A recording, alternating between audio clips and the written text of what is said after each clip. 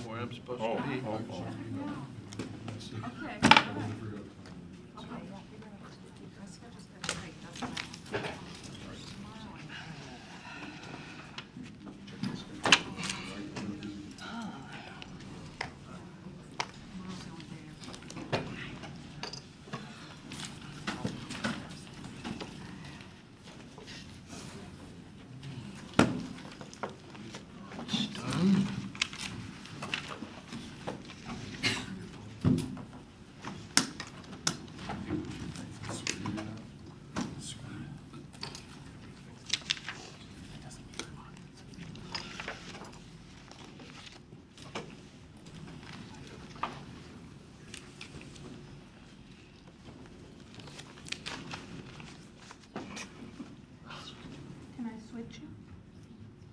No, I was just trying to see if I got something wrong.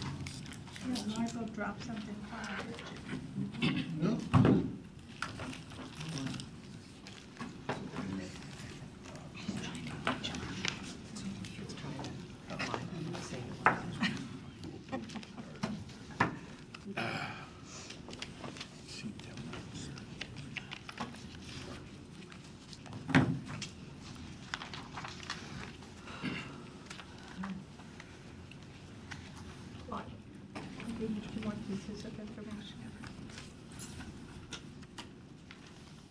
So we're waiting for, well, we're not going to wait. We're going to get started, but King County Council Member Balducci and Wendy Sohu will be here to help go through the parks levy portion. And had they been here, I was going to bring them forward first so they can get home, you know, blah, blah, blah. But we will start, we'll open the meeting. We will open the meeting, and we'll start with our agenda 1. Roll call. Pardon? You want to do roll call? Yeah, yeah. She's getting ready over there. So.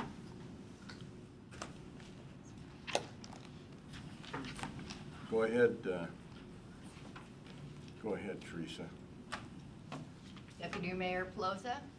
Present? Councilmember Baggett. Here. Councilmember DeCoursey. Here. Councilmember Holman. Here. Councilmember Trout Manuel. Here. Councilmember Wales. Here. Councilmember Brown. Oh, he's excused.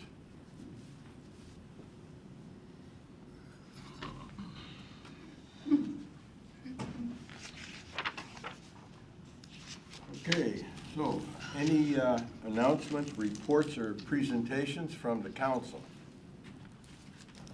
Okay. Agenda items. Ordinance number 6712, Ms. Coleman. Director Coleman. Thank you.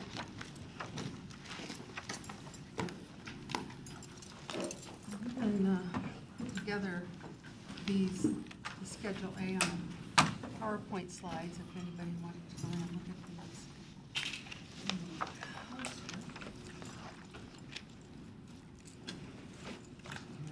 All right, in front of you this evening is Budget Amendment number 1 of the 2019-2020 budget.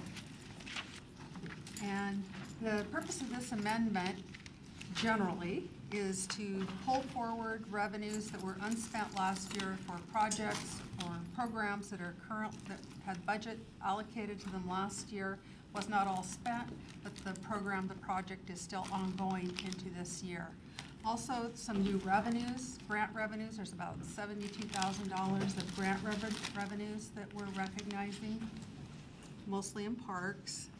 And as the memorandum stated, there's about 1.3 million, almost 1.31 million of carry forwards.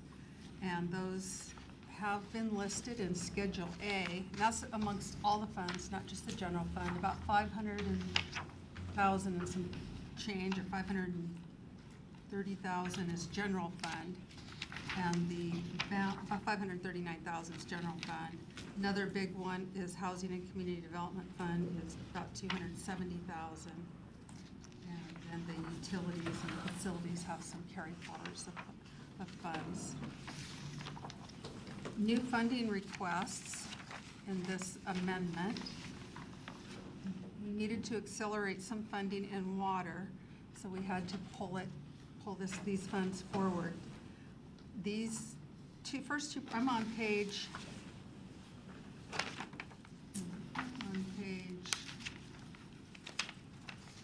4, 5 of the agenda packet. And I'm looking at the schedule at the bottom of the page. It should look like this. The memo. And the first two projects we have moved forward. These will eventually be part of a bond, funded by a bond that'll be issued. And I don't have that up here now, but we'll go through this if we'd like. But as you know, there is an interfund loan in place to the Water Utility Fund from the Stormwater and Sewer Capital Fund to fund these projects until we do go out and do a bond issue, which will be closer to when these projects go to construction. Other projects that are new, that are being funded, are some vehicles that were originally scheduled for replacement in 2017. It didn't happen, and they're being rolled forward to this year. So those dollars in 2017 just rolled down into the equipment rental working capital, and they're just being reappropriated now. And I'll have to see if I have a detail of what those vehicles are in the budget detail here.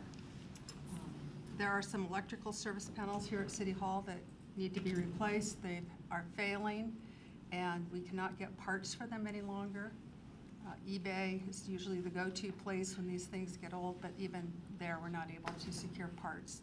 So we need to replace the electrical panel.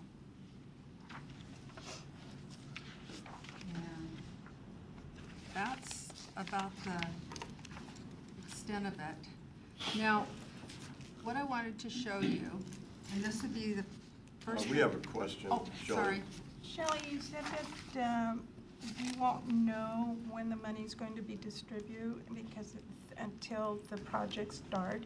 Do we have an idea of when these projects are going to start? No, this is funding, I'm thinking, for design. I have to look at Ingrid. These are her projects. Yeah, so the projects are currently under design and intended to go to construction this year. And so it's just moving the money forward from 2020 so that we can move those a little further along so that we can actually do the bonding. Okay. As identified.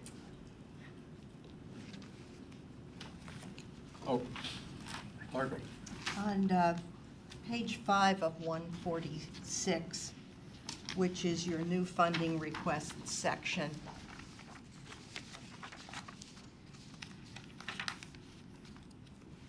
can you tell me which increased funding requests are to come out of the general fund?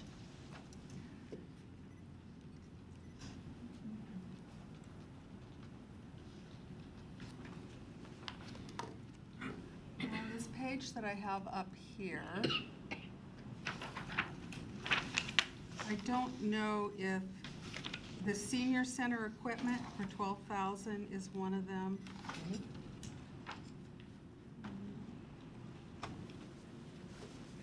But here on this page where I was going to, I'll show you everything that is carried forward in the general fund on page 9 and 146. Great. I wanted to kind of go over, I haven't done this before, gone over these schedules too much with you, but I wanted to show you how to read these. You see up here, this first line, the 2019 adopted budget, and it shows the beginning fund balance of 18 million, 72 million of revenues, 77.8 million of expenditures, and the ending fund balance. The total of this budget amendment for the general fund is the next line, and we're pulling forward 539,000 of budget from prior year to this year. And and that's the total of everything below it. So the facade improvement program carry forward of the Auburn Way South Corridor plan, all these things here.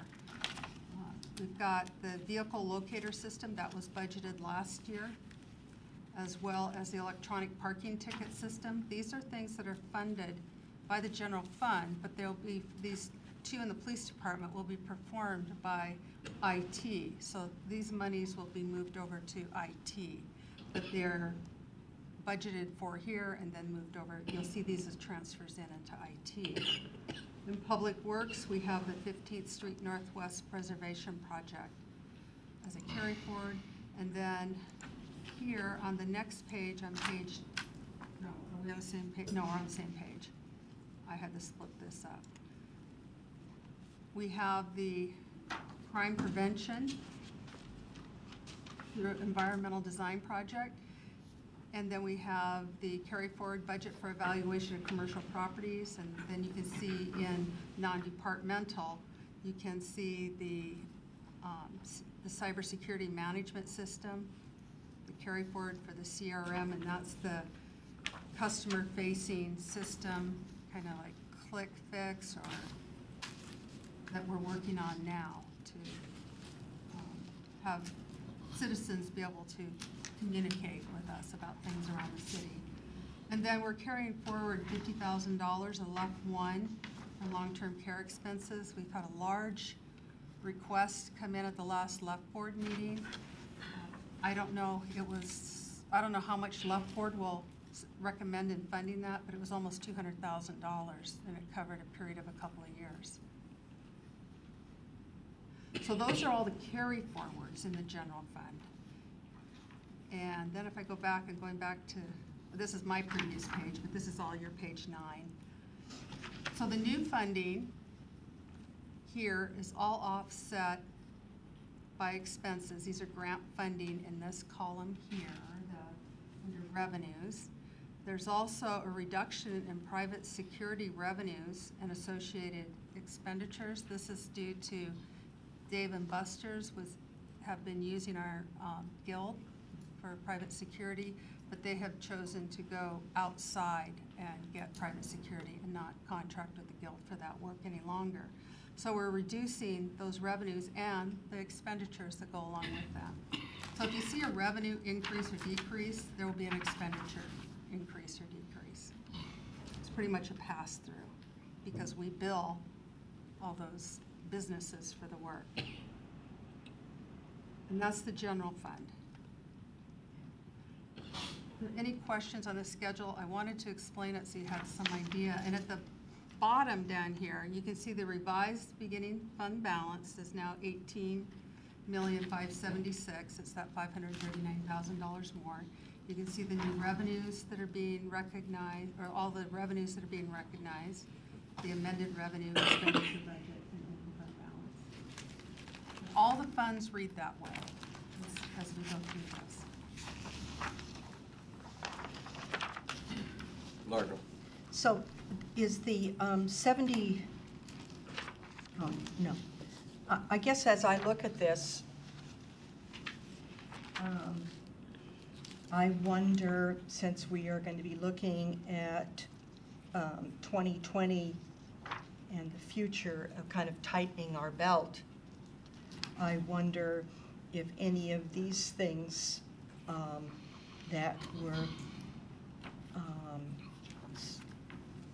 possible things that we can have a second look at and use that money to help with what we have anticipated as being our future deficit. And so that's kind of a question that I have for the rest of the council. A lot of these, I shouldn't say a lot of these, some of these I think we should look at and see if they shouldn't be delayed.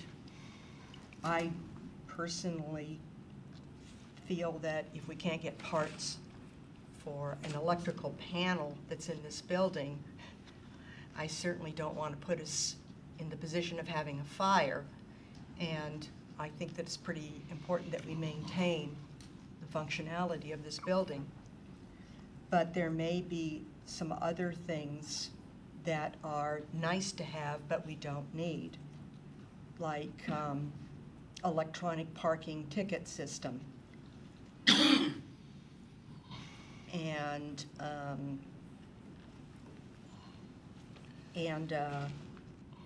nice to see things, but we are in a position of having some shortages. John? Since you mentioned an electronic ticketing system, the most expensive part of writing a ticket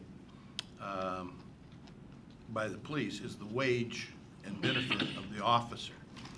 And so by going to an electronic ticket writing system, he expends less time than he would if he were handwriting it.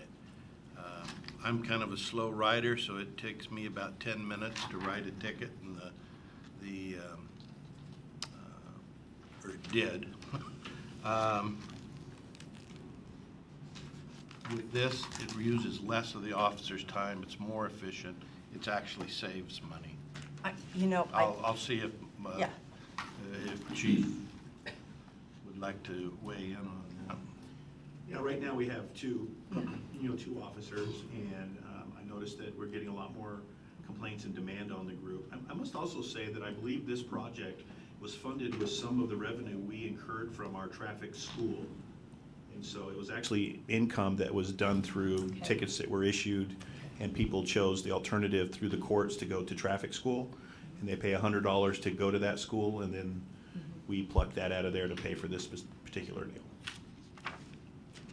I know that we switched over to the new water system that has an electronic reading capacity, and I didn't see, I don't know how much we've actually saved in staff time. I do know that it's a better system because our citizens can go online and monitor some of their own issues. But I think that it's really important at this time that we scrutinize everything that we're looking at as a future expenditure, especially if we could go through 2017 without having spent it.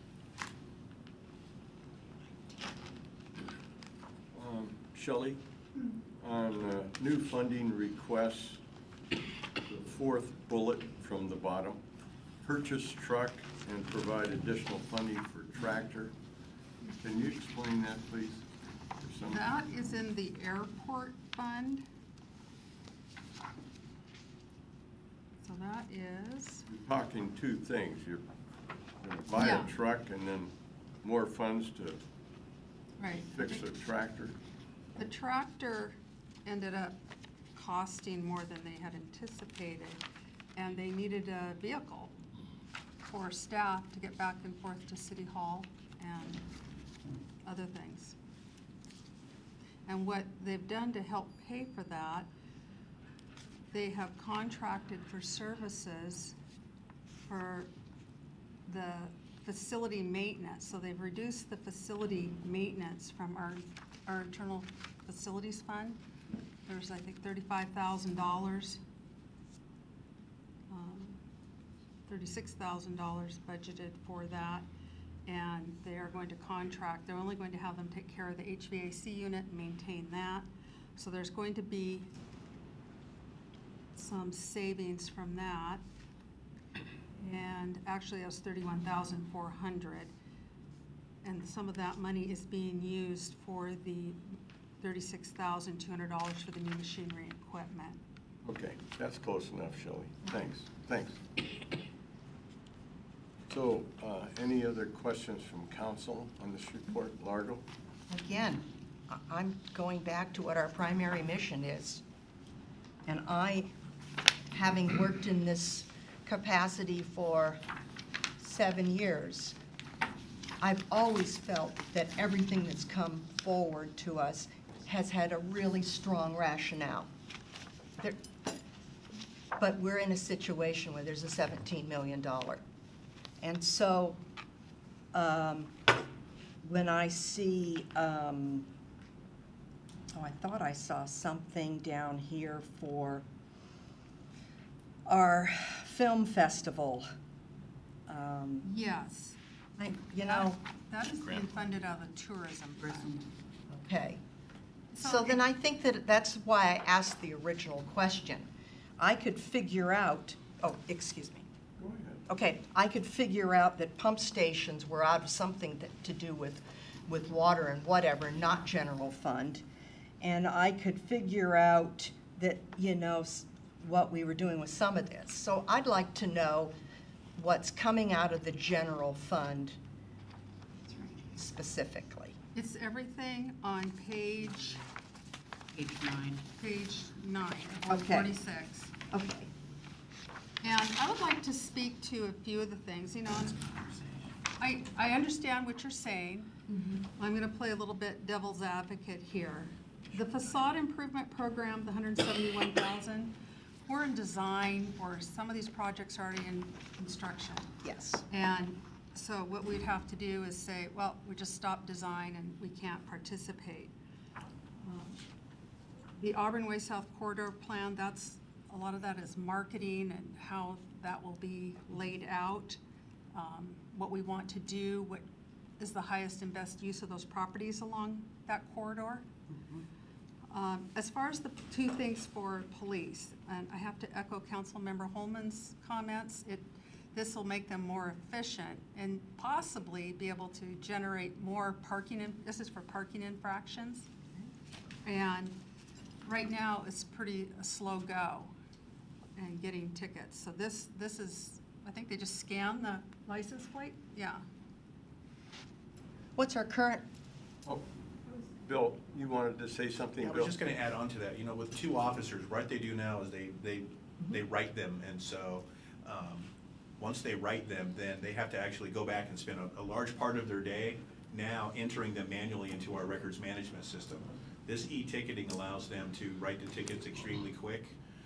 It'll actually just print a receipt, and then this thing will interface with our records management and the court, so we can actually have our two officers actually do more enforcement during the day, especially for our time lots down here, and then citywide, all the 911 calls. So I probably field 2 or 3 complaints of our lack of response on parking issues a week. what's our current revenue for parking violations? Well, we'll go over that when we get to the quarterly Okay. report for 2018, but I can find it here really quickly. It was down this year, our enforcement revenue. Parking infractions in 2017, 148,000, and in 2018, it was about 130,000. So it was down $18,500.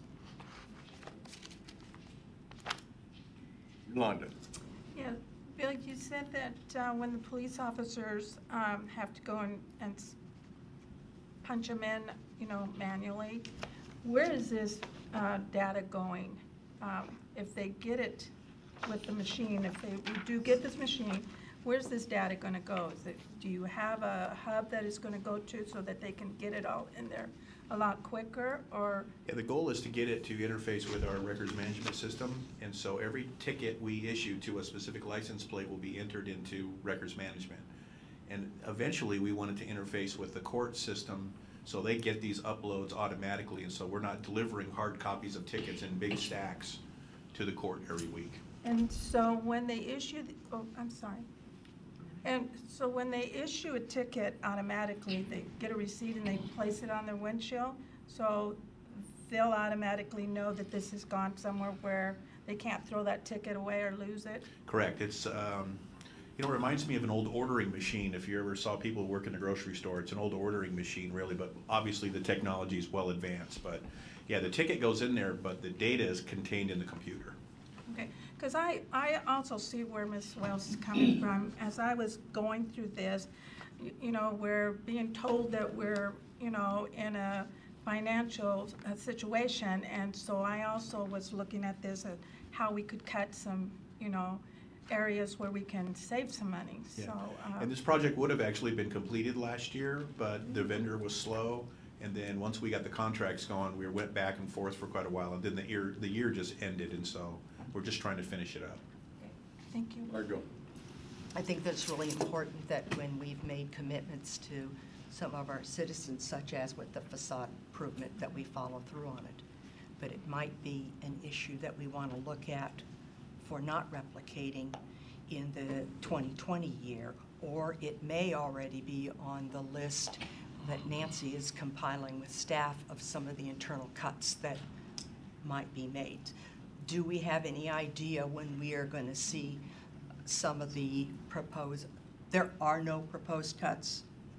No, what we mentioned in the meeting where that was asked was that the directors are not going to tell you what cuts to make. It's direction of council on what your priorities are. So there is no forthcoming list from the directors of cuts they're going to make in their departments. Okay, so then we might want to start looking at some, putting them in the back of our file cabinet, and of things that we might want to look at. But I also would like to see that we get to the position where some of our directors tell us what they might be interested or suggest be possibly cut. That I think that that would be very, very useful. Even if it came back and said, there's nothing. I think that we should solicit their input. We solicit their input when it comes time to, you know, for increases, that decreases would be really helpful too.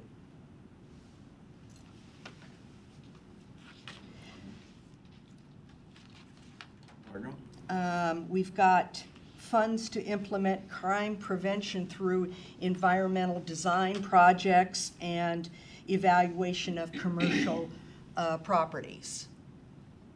Are you in the memo? I'm on 9, page 9. Okay.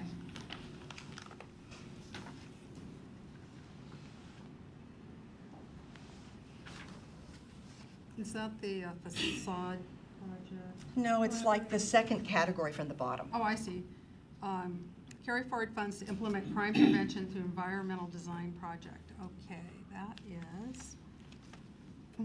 is that the Highway 18 underpass on F Street? I think it was with Parks and Community Development, where we're going to do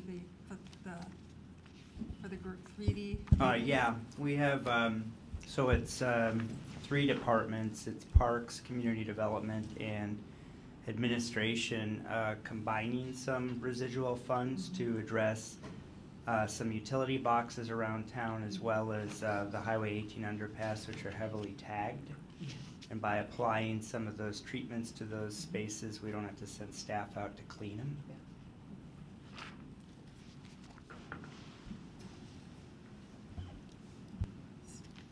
Okay, Shelley? All right. That was the general fund.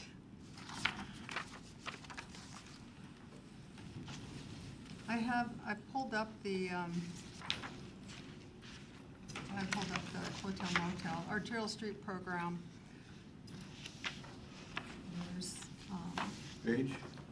page Yeah. 10. Pulling forward some funding for pedestrian accessibility safety program. This is for additional design. These are areas that have been highlighted by citizens, safety areas, and this is to get that going. There's some funds, there's some CDB funds that are going to be used for this, but they cannot be used for design costs. Yeah. Shelley, do we know what areas those are? I do not.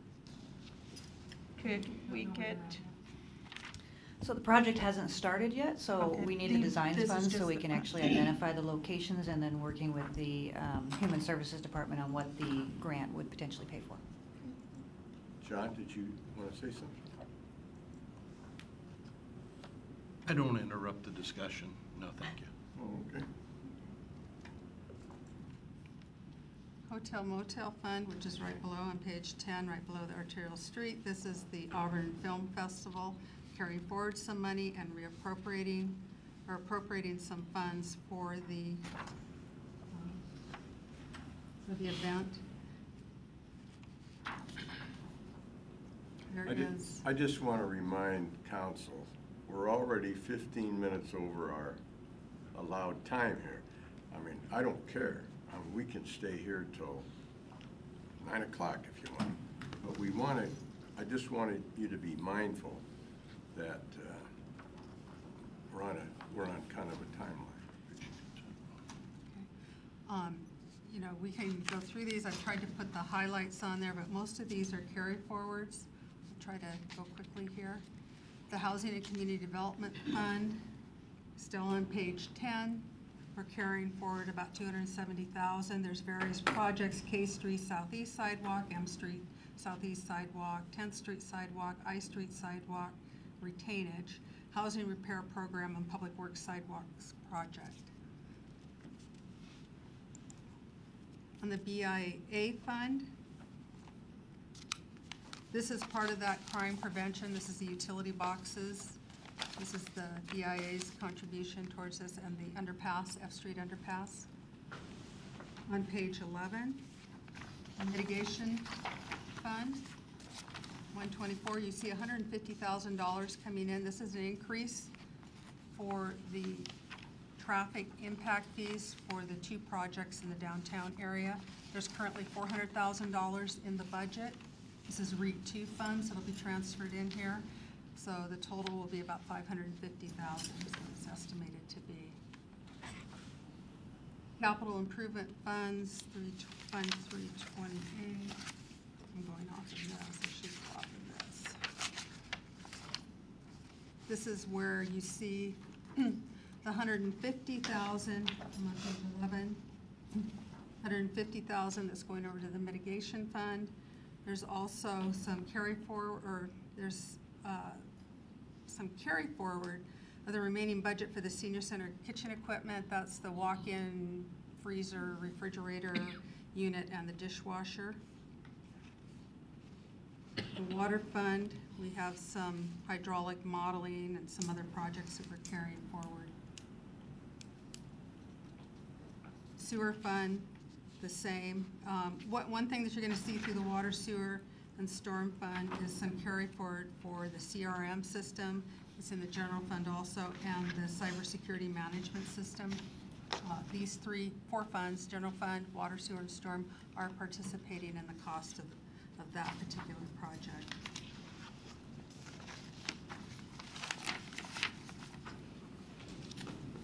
In the capital funds, page 12, the airport fund on page 435. This is what we've talked about. We talked about the switch from the maintenance of airport facilities from in-house to contracted services. And there's also some tree trimming that needs to happen, so we stay compliant. This happens every few years. The trees have to be trimmed because they pierce into the airspace and can impair the aircraft, and this is something we have to do. We can't take them down, we have to trim them because it's a wetland area. And then the capital fund, the water capital fund, where those are the projects we talked about in the memorandum. This is on page 12 still. And then on the airport capital fund, that's the purchase of the truck and provide additional funding for the tractor. Page 13, the facilities fund. This is where you see that the $31,400, their revenues are being reduced from the airport fund. You see the replacement of the electrical service panel.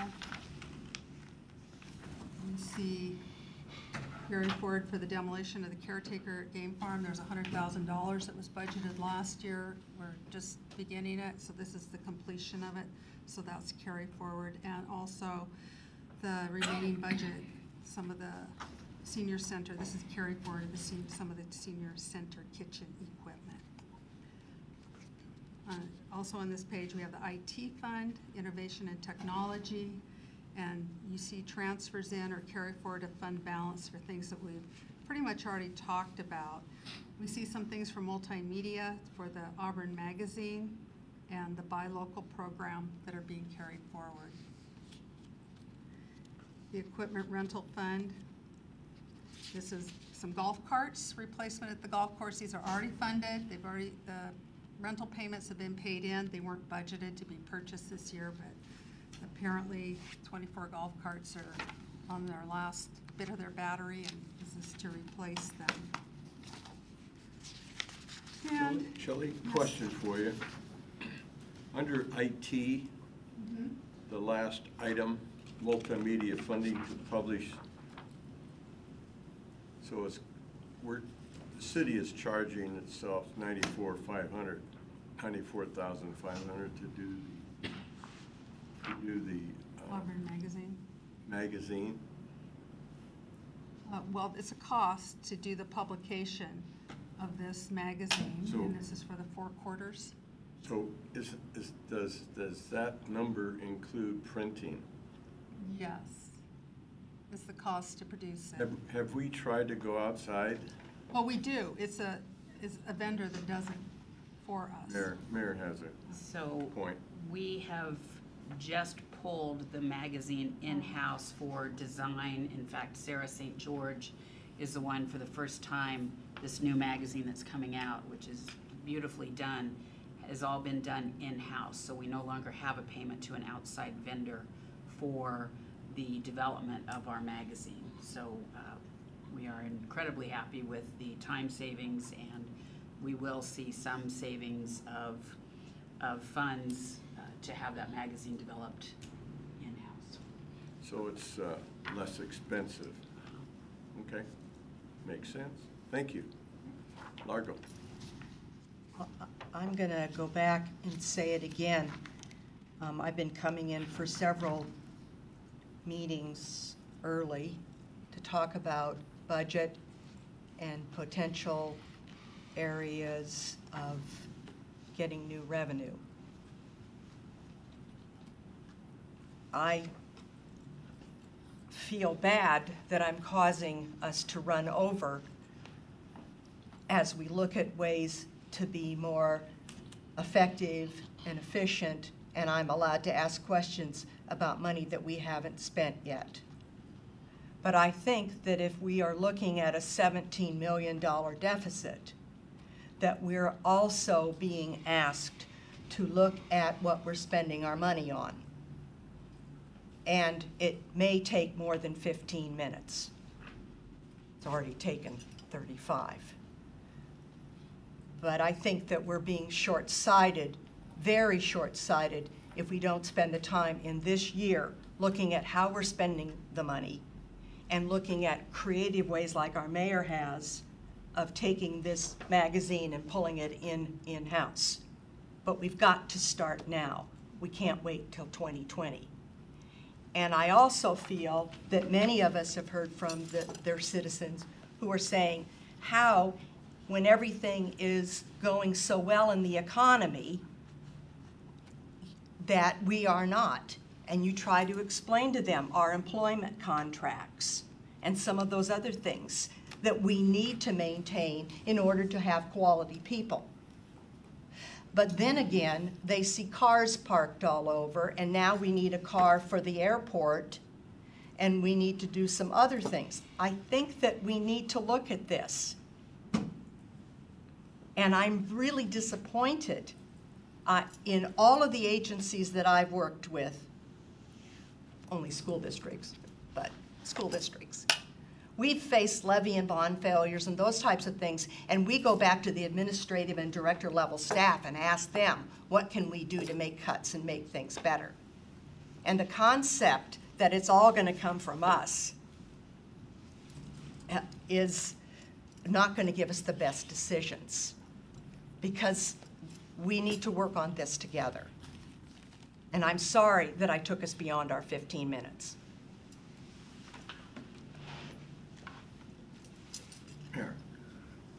As far as the directors, as we've said all along, it's going to be up to council to determine the priorities.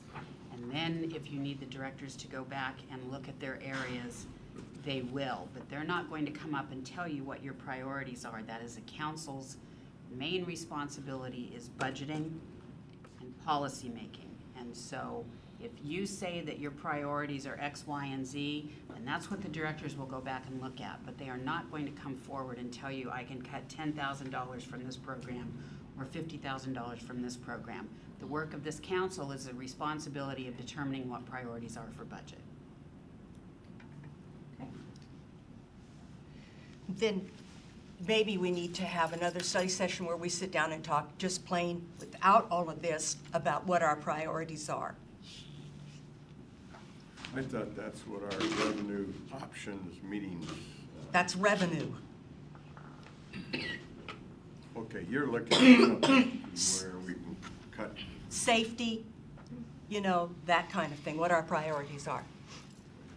In one of our meetings we had on this special council meeting related to the budget, one of the items we mentioned was each one of us were to come up with our list of priorities.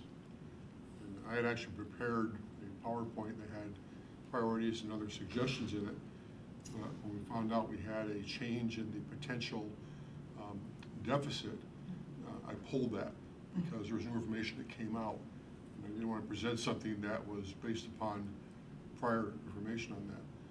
But I think it's imperative that each one of us prepare at least one page of what we see as our individual priorities related to budget, and then share that together so we can have a discussion and come up with some sort of a consensus on overall priorities. My take is that I believe that's the only way we're going to get there.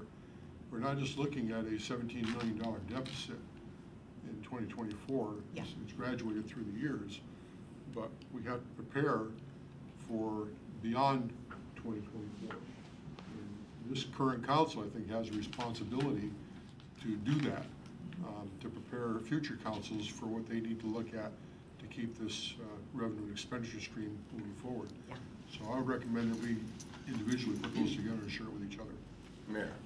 And I just want to remind everyone, it's not that we are in these dire financial straits. The messaging is, if we continue to do everything exactly as we currently are and we do nothing different, there will be the potential for a budget shortfall in 6 years. That's why we are doing this proactive work to ensure that that doesn't happen. There are things going on in the state legislature this year where our streamlined sales tax mitigation, as you know, is going away. We have been working very hard, and kudos to Shelley and our consultants for all of the work that's being done to get a House and Senate bill passed that will provide incentive for the job centers that the Valley cities in their warehousing and manufacturing district are doing. So we went down with a different idea, not, oh, poor us, you took money from us, but look at the great incentives that we are providing and the great jobs that we are providing, and you should provide an incentive for a state for those types of jobs. So this is not a woe is me, we are doomed. The messaging may have came out that way to give you a bit of a shock to your system of what we need to do and the responsibilities of this city. But we are not in dire straits. I don't want anyone leaving here thinking that we are. It is simply a matter, if we do nothing different than what we are doing today, then we could be in that situation. And already Shelley has been able to identify areas where we are not going to have the large deficit that there is. But the fact that our costs are going up significantly more than our revenues coming in, that's the issue that we're working on. And yes, can you cut some things out of the budget? Absolutely, but that is not, I repeat, not going to account for the growth in this city over the next 10, 15, 20 years. And to just simply cut items is very short-sighted when it comes to what we are going to be able to provide to the 100,000 in population that we are going to have over the next 20 years.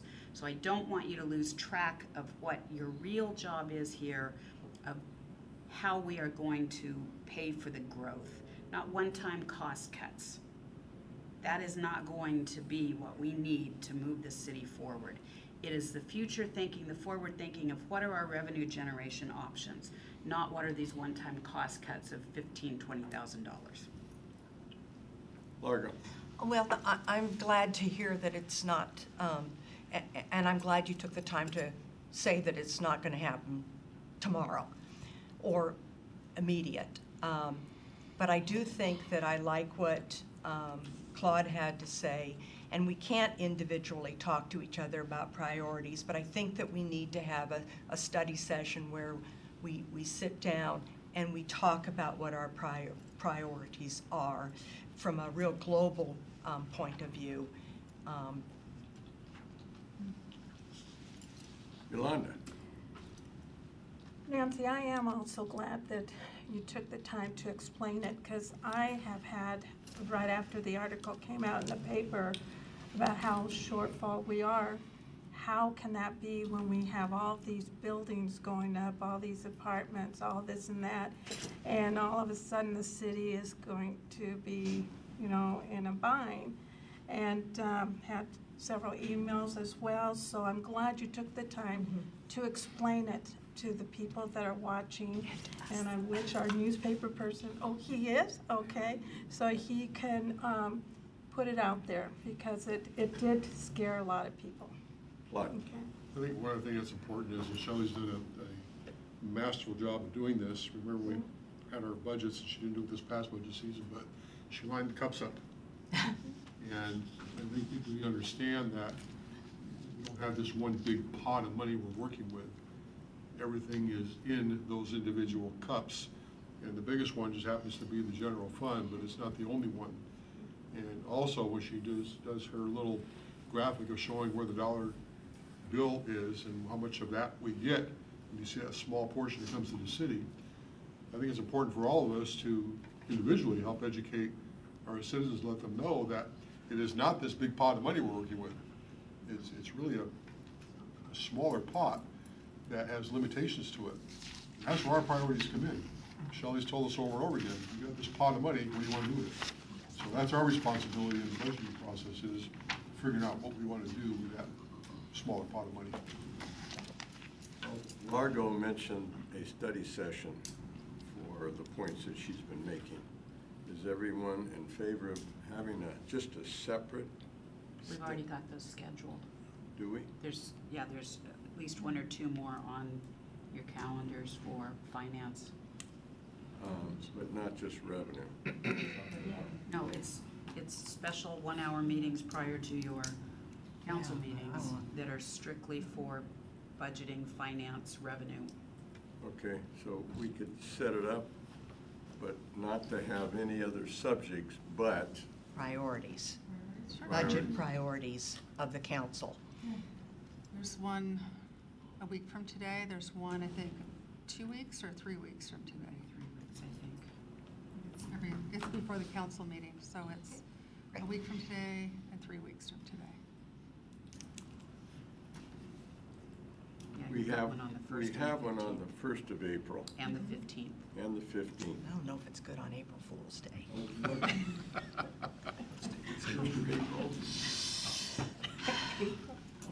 And tax day. Yeah.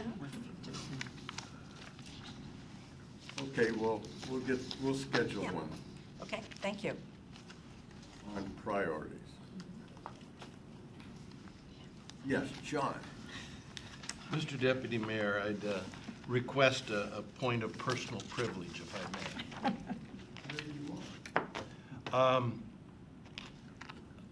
Our esteemed Robert Whale of the Auburn Reporter walked in after we had called to order, but I'd like to congratulate him on his birthday today. Oh, Point of order. wow. Okay. So Shelley, do you have any more on this? I don't. Okay, then you're gonna be sitting there still, right? Yes. For fourth quarter 2018 finance report.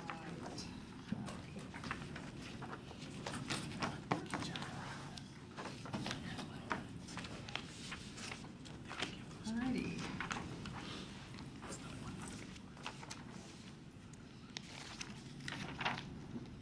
Here we go. Here's the chart, page 17 of your packet.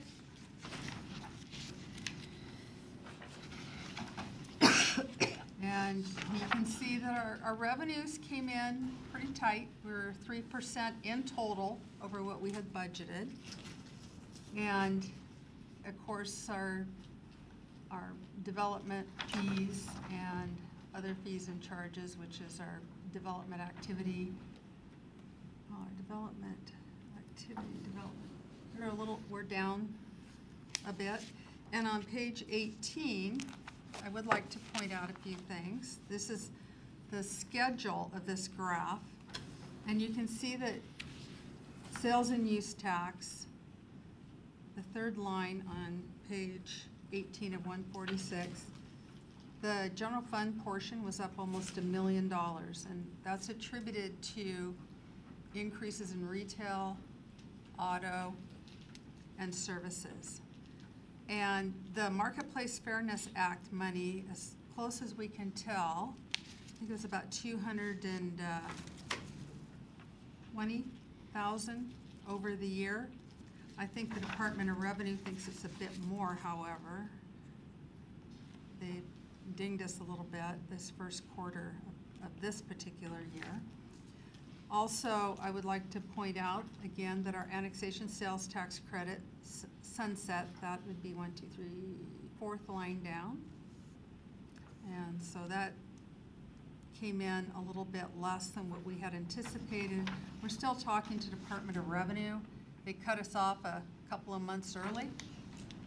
They gave us 118 months instead of 120 months, and we're not getting any traction with them. So I think I'm going to have to get involved. Staff's not getting any traction. So we were shorted a couple of months. It was a 10-year sales tax credit. They didn't start it until September of the year it started. Their year is July 1. And then that was the first month that we received a distribution for July activity, but then they cut off the distribution in June of last year, and it's like, well, wait a minute, that's 118 months, that wasn't 120 months. So we're still working with them, and staff hasn't gotten any traction. They're researching it. They have been for the last 3 months. So there may be a couple $100,000 that we get out of them. He's available. Yeah. The telephone tax continues to decline. Our building permit activity was down about $730,000 over prior year, as well as our development service fees. That's on the revenue side. So we're within 3% of our total revenue, which is about $2 million over what we had budgeted. We had budgeted $67.7 million, and we received $69.7 million, about $2 million more dollars. That's 3%. Now on the expenditure side, on our operating expenditures, everybody came in under budget. The police looks like they came in way under budget, but that's only that $1.2 million is only 4% of their budget because their budget's so large. 4% is much larger than everyone else. And the other one was non-departmental. It came in under budget significantly, and I wanted to talk about what wasn't done in non-departmental. We had almost $4 million of transfers budgeted, but 2.8 million transfers took place. Some of them that did not happen, we had $335,000 for the body cams. That was a transfer out of the general fund to the IT fund. That did not happen because that project's still on pause or hold. There was also the digital parity program of $250,000, which we have changed tact a bit on that. There's other small things. Most of it was in the contingency fund. We had for salaries and contingency and budget monies in there. There was about 1.4 million budgeted. We used about half of that. So there's about 700,000 in contingency that was not utilized. And then the health care insurance for our LEF 1 came in $600,000 less than what we had anticipated it to, or our health insurance in general came in $625,000 less. We do have a budget in place for our left retirees, left one retirees. We don't know as they get older and if they go into long-term care. To give you an example, we had a gentleman that was in long-term care and his insurance ran out last March of 2018. And I kept waiting that something, he was in nursing home care. Nothing came in. Well, I just mentioned we got this $185,000 bill last month. The left board did for the other shoe dropped. He did pass away in January, but I don't know if the family was waiting, but now there's this big potential liability out there. So we don't know. If someone gets into long-term care and their insurance runs out, or they're one that was not able to be insured, we could be looking at $12,000 a month. And so we did have a person several years, not several years ago, 3 or 4 years ago, that we were paying $10,000 to $12,000 a month, and it was in-home care that this person was receiving. And that went on for probably a year and a half. And so that person did pass away, and so then that goes away. Well, do we reprogram that money out or we retain it? So we have that program available, and if we don't spend all that money a year, it just lapses and can be used to budget it again next year. That's been finance's philosophy. We just don't know what's going to happen. So those are the big things in non-departmental that didn't happen, and that's why there was money left on the table there. Mr. Deputy Mayor. Oh, John. Also under non-departmental contingency funding, we still have an open contract, don't we? That's going to attack that one pretty strong. Yeah, I think it's coming forward next week, maybe possibly, or not. I don't know. It's not settled and executed yet. Oh, but it's utilizing, if it goes how I understand it, it'll utilize pretty much all of the contingency that we have for this year.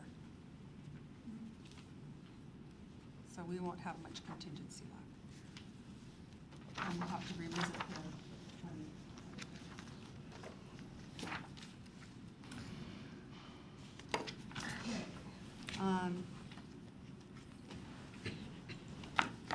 okay. These were the expenditures that I talked about, and we're all within budget. Talk about property tax revenue. If you recall, at the beginning of the year, property tax revenue was trailing behind the budget. I told you it would catch up, and it did. It's just a matter of timing. I think in years, well, I know in years where the interest rates are lower and people are refinancing, property taxes tend to get paid earlier in the year. When people aren't refinancing, it runs longer. Page 23. Where's my notes? I should be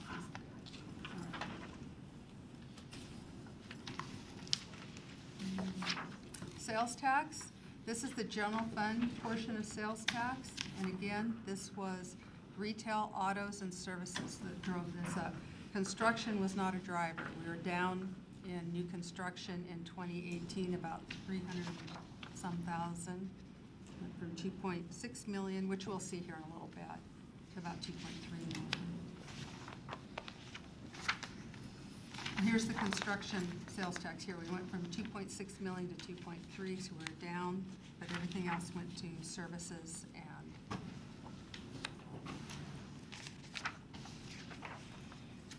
I wanted to draw your attention to page 21 of 146. This is something different that I put in here this time. I wanted to stress our cash position. And I put in both the general fund and the cumulative reserve fund cash position, because one's like our checking account, the other's like our savings account. And we move money back and forth. So you have to get the entire picture. You have to look at both funds and their cash position together. And you can see that in the development years of 2016, when development fees were high, we had an increase of about 2.3 million in our cash position. The next year, about a 3 million. That's when we levied the bank capacity and property tax to replace the sunset of the streamlined sales tax. And you can see this year, the annexation sales tax ended, And we're starting to erode a little bit into our cash. Not a lot, but some. I think that this will be a very important number to look at the end of 2019.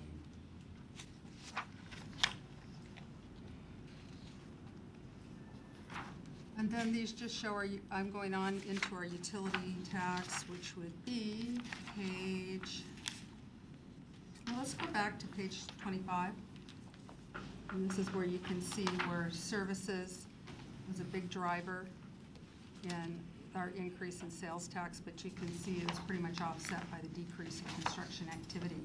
We should have some construction activity starting up here in downtown that may offset some of these projects that are being completed. So there is an intrinsic value in sales tax on construction that the city receives. It could peak a little bit, it could dive a little bit, but as one project wraps up, hopefully there's another project starting. Okay, the utility tax is on page 10. This is all I think that we saw a little bit of a decrease in utility tax. Probably we didn't have an increase in city utilities fees in 2018. So it kind of held. Moving out of it. Cable franchise fee.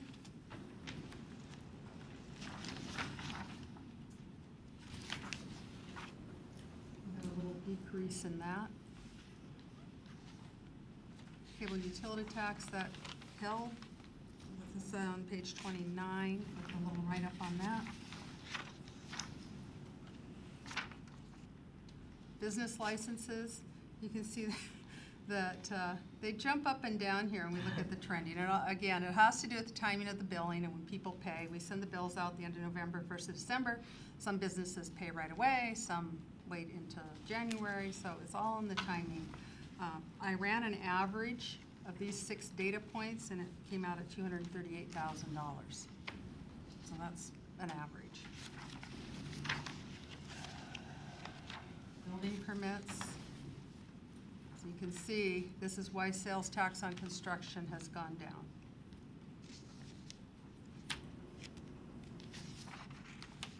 Intergovernmental revenues on page 32. There's nothing too remarkable there. State shared revenues, got a little bit more in marijuana revenues than we did the prior year. Again, it's whatever the legislation of the state, whatever they legislate to do. Sometimes they take it, then they give it back if something happens in the legislation that they pass. The revenues reach a certain point, then they'll let those revenues that come in over with their base come out to the cities. And the streamlined sales tax mitigation, you can see that they really have cut the city back in 2018, where we show that we've received about the $230,000, and they took it right off of the streamlined sales tax mitigation.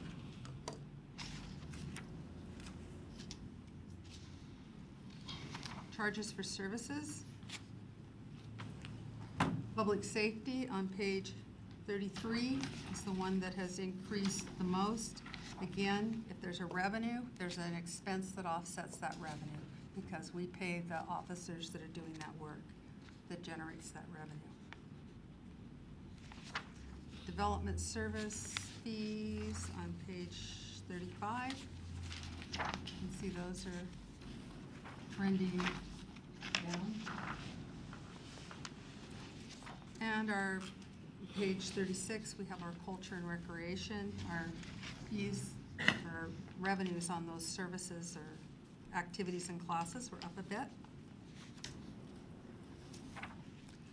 Fines and penalties. Those overall bumped up a little bit this year in 2018 over 2017. Not a lot, but a little bit.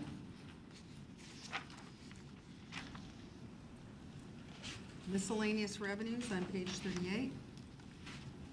I want to point out on the schedule on the middle of the page there, interest and investment revenue.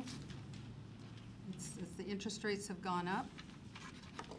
I would like to also mention that I don't think interest rates will be going up. I don't think the Fed, and it's not just me, that's the talk on the street, that they're, given that there isn't much of a spread between the bond rates, the 2-year, the 10-year, they really are kind of not able to increase the rates without inverting what we call the yield curve, which they don't want to do, which makes short-term rates higher than long-term rates.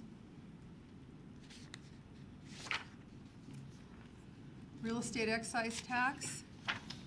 No, we're always conservative on this particular revenue. You can see back in 2014, we received about what we budgeted for these in 2018. But we generally spend it after it comes in. We're not living on it like that money's got to come in for our projects and programs to go. We generally use it, well, we always, not generally, we've always used this money after we already have it, and it's for some project, capital project, or just service debt. And we could push it up, but if we're using it to do current projects and the money doesn't come in, then we're kind of left hanging out there. So this one I don't feel is one that's really important to be trying to nail as close as we do with the general fund and other utility funds.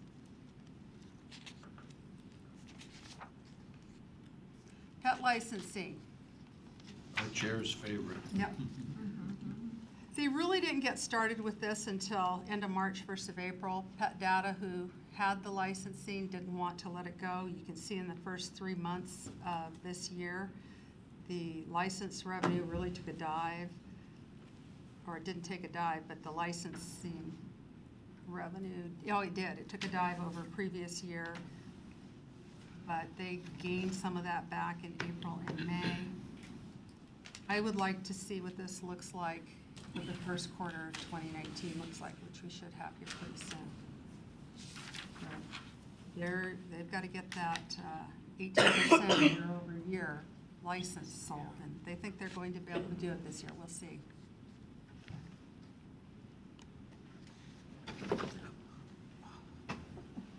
And these capital project expenditures, again, we had Public Works had some problems this summer with the strike, and then we had a gas line explosion up in Canada, which really hindered our projects and delayed them. And so a lot of them have been carried forward into this year.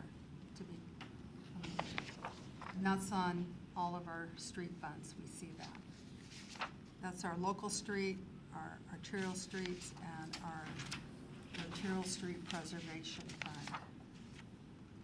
But doesn't mean the project doesn't mean that the project's not going to happen. It was delayed, so the funds will be rolled forward. It's not that we're sitting on the money and not spending it. We will.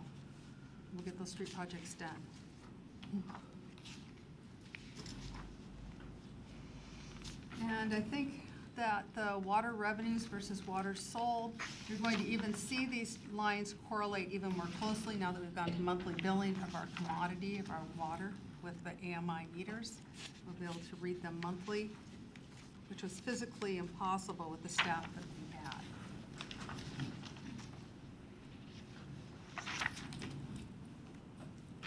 And I wanted to go to page 30 or 48. This is our mitigation fee fund. And most of the, particularly the parks and the transportation impact fees, did not come in anywhere near budget. They came in about a little bit more than 50%, maybe 60% of budget. There's about $5 million at the end of the year in transportation impact fee, $5.5 million in the parks mitigation fee, and then there's about $335 in a parks mitigation. There's impact fees and mitigation fees. And the parks director has told me that he has a project for that this year, and we'll get those. We want to get those mitigation fees. We need to spend them within a certain amount of time.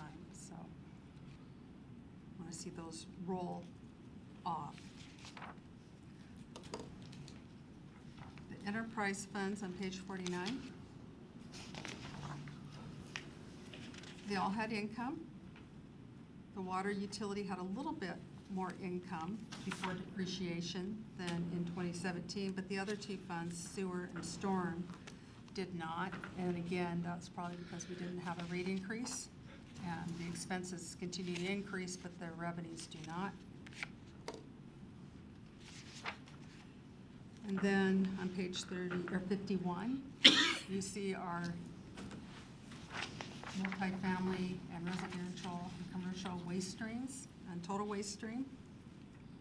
This one's for you, Councilmember Pelosa. And so you can look at those, and you can see the commercials, our biggest user of the system by tonnage. And the cemetery revenues were good this year. I don't know if that's a good thing or a bad thing. We're just selling a lot of lots. How's that? Pre-sales, pre-sales.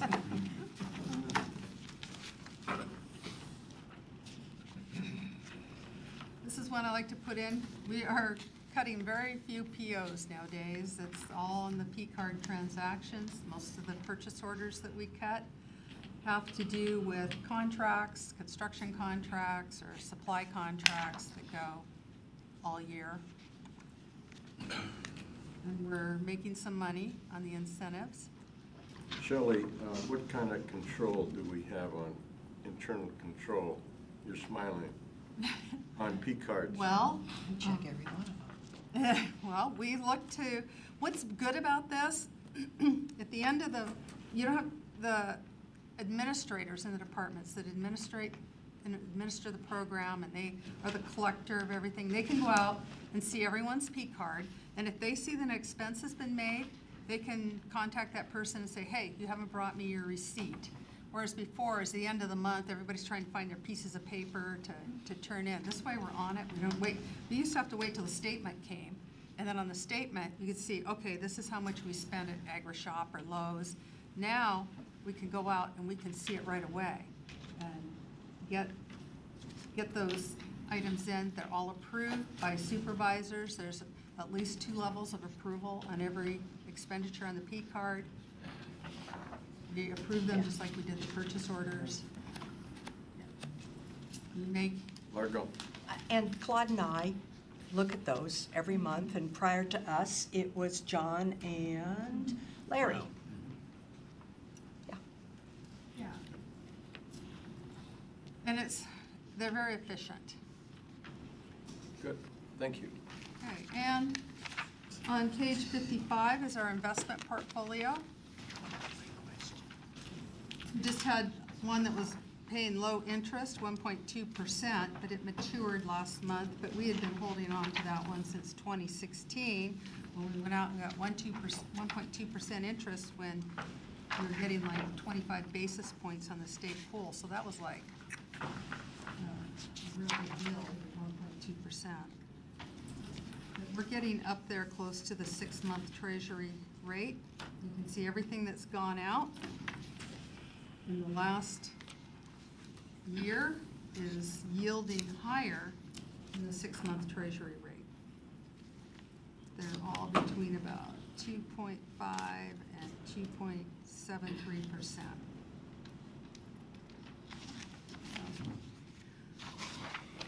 Page 56 is our 12-month year-end sales tax. And then it's done on 57, 58, and 59. The comment I'd like to make about these, that on our utility funds, water, sewer, storm, where depreciation is a factor, net income exceeded the depreciation, which means we're covering our depreciation with our rates, which is a good thing. Is there any questions? Questions from council? Largo. Yes. Off the top of your head, do you know how much a golf cart costs? $4,230. Also, here in the report, $4,359. Okay. 4,500 with air.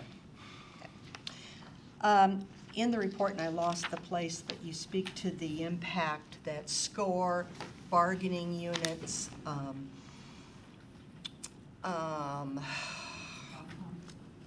Valleycom. So what is the increase in Valleycom that's impacting us this year?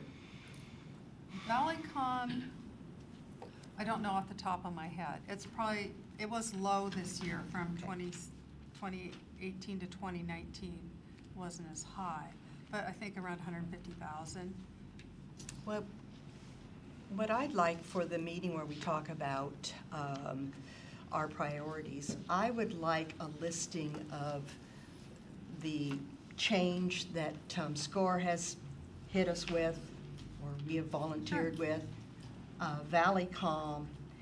I can guess where the bargaining groups are going to be a little bit, but I'd like to know what we're spending on homeless. Okay, and I've asked this before, I'd like to know how much we're spending on wellness too. Thank you.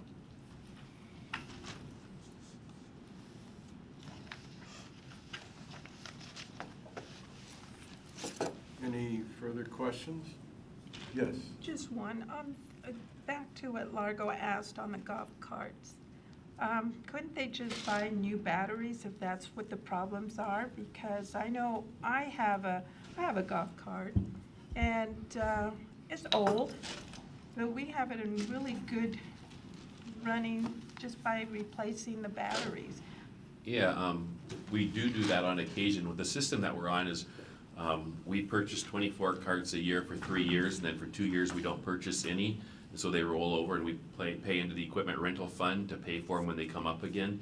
During the budget process between our department and equipment rental, this 24 carts for this coming year was missed. So one of the issues you end up at a municipal course where these carts are running all the time is the batteries do run out, and one cart costs about $900 just to replace the batteries. So at a $4,000 cart, it really, and the wear and tear they get over 6 years, your cart value of doing that just isn't worth the cost of replacing the cart. So we get about 6 years out of them, and that's really good for a municipal course, and each year we create about $150,000 in revenue from those carts. And I saw that the revenue for the golf carts came in about $35,000 higher. Yeah, it's important that you have a full fleet of 72, so when you have 144 golfers in a shotgun, you don't have to rent carts, you actually have your own. So that's the number we try to keep, is 72 carts that are in good working order. And we piece out the worst ones and replace 24 a year, we hope. It's supposed to be a sport where they walked. Well, if we didn't have that nice hill on number 12 to get all that extra revenue, it wouldn't be a problem, but that hill's a revenue center.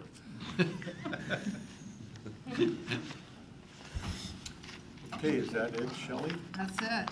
Thank you very much. Thank you. What we're going to do, we have King County here, so we're going to put them at the table. We're going to, then electric vehicle will be after it. Okay? So, come on up. Welcome. Oh, The best way to do that. sure.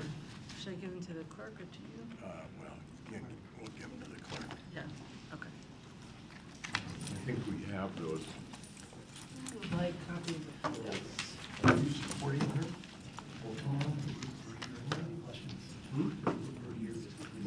Coming up. Yeah.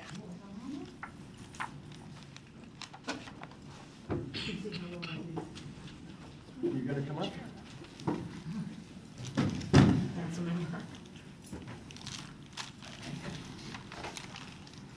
Okay, we're gonna talk about the King County Parks Levy, and I have a handout also that we just got earlier this evening.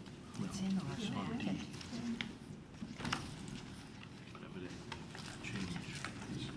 This supersedes that.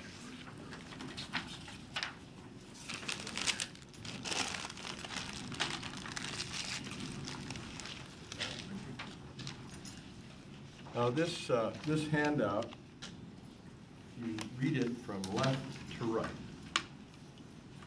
It's got the current levy, Thank you.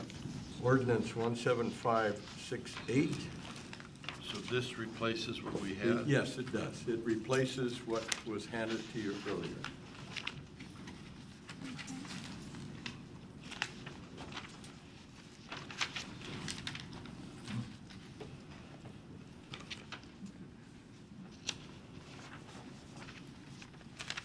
Okay, I'll just kind of brief this, and then we'll go into more detail. Oh, I got it. We have at the table King County Council Member Balducci, and I'm not sure the gentleman's name. I'm Bob Burns with King Oh. County's Department of Natural Resources and Okay, Parks. and Heidi Canterville with King County Parks. welcome you guys, welcome. Thank you for inviting us. Yep. All right, so if you look at this, it starts out in 2014 through 2019. That's a 6-year levy, and it will expire in December of this year.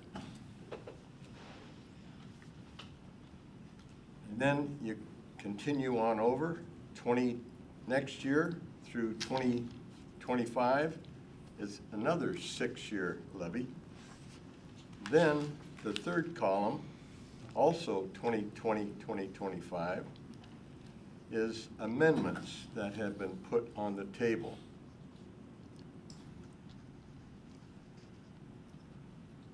Now, in the current levy, we're looking at 0.1877 cents per $1,000 of assessed property value. Then this proposed levy is 0.1682 per $1,000 of assessed value of property. Then we continue over, and the amendment increases to 0.1832 per $1,000 of assessed levy. And then you go over to the left again, total assessed collections were estimated for this first 6-year current for $420 million. The proposed levy will jump to $744 million. With the added amendment, it's to $810 million. Now, take a $350,000 home. The estimate for the current is about $45 a year. Then, next in the proposal for the same $350,000 household, it goes to $59. Then, putting the amendments in, the household goes to $64 annually.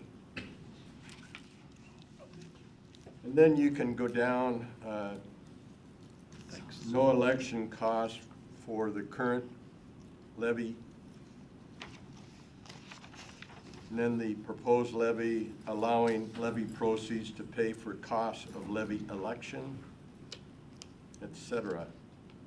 And then, but these are pretty basic comparisons that they have done, and I think it really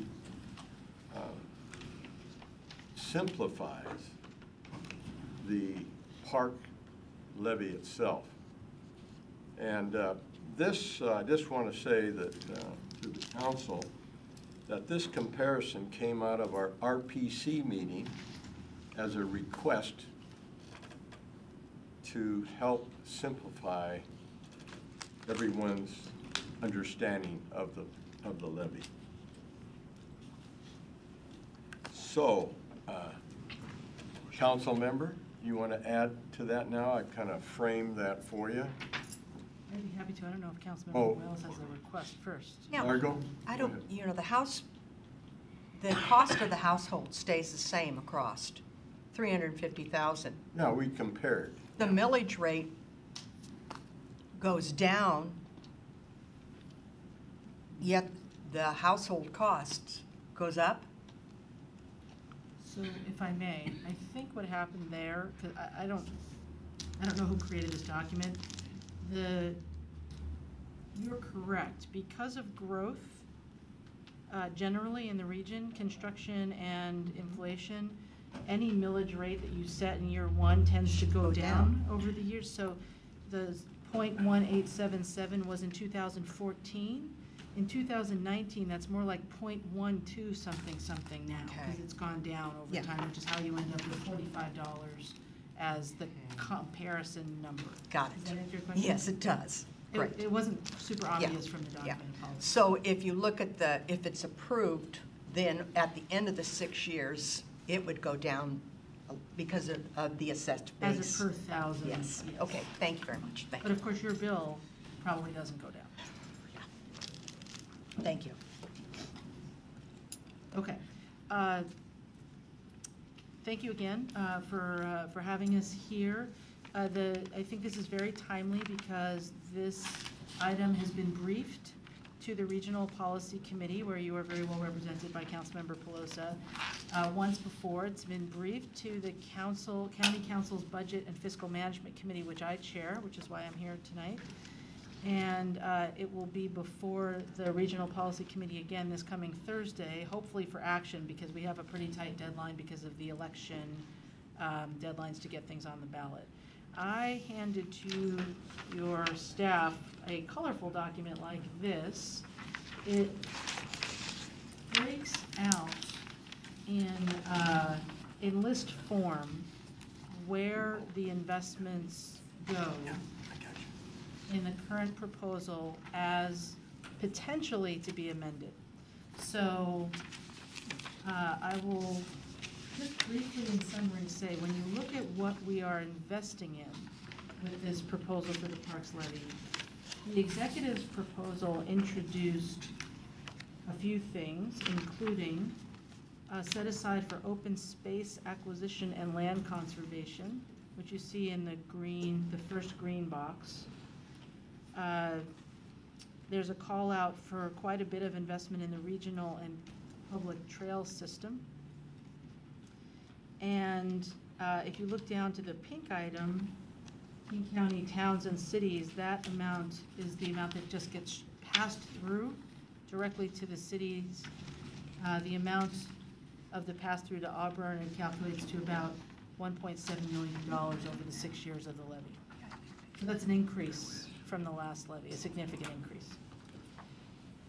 The Seattle Aquarium is a new recipient. The Woodland Park Zoo has been a recipient of Parks Levy funds for a number of cycles. The Seattle Aquarium is new. And if you take a look, as we have at the County Council, at the sort of sub-regional levy contributions versus investments, who benefits, who pays, the Seattle and North King is a significant donor to this levy. They put a lot in and they don't get as much out, and so that was the reason why I could support adding the Seattle Aquarium in as a new recipient. What the council has done to this is to add 1.5 cents to the executive's proposal. 1 cent, or $44 million, shows up in the yellow line, which is for pools. A number of us at the county council have heard from our jurisdictions that they have pools that are aging and in need of a great deal of investment to keep them open. It's a popular sport. We still get a fair amount of constituent interest.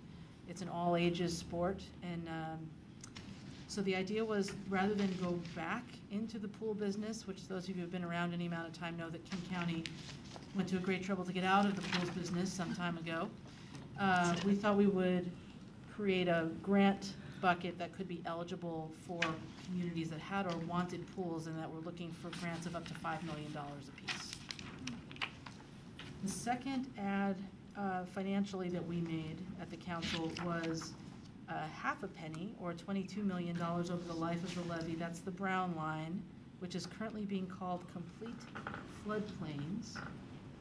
If I were actually making this document, I would have made it green and put it under open space, because that is a specific kind of open space investment. Along our rivers, when we do flood control projects with flood district money that comes to King County Flood Control District, we can pay with that money to control the floods, armor the banks, if you like, with levees or walls. We have to use that money to then mitigate any damage that those projects do to habitat and other things. But if you were to do the best practice along the rivers, what you would do is you would set the riverbanks back a long ways, 40, 50 feet or more, slope gradually down into the river bed itself, and allow the river to meander a little bit.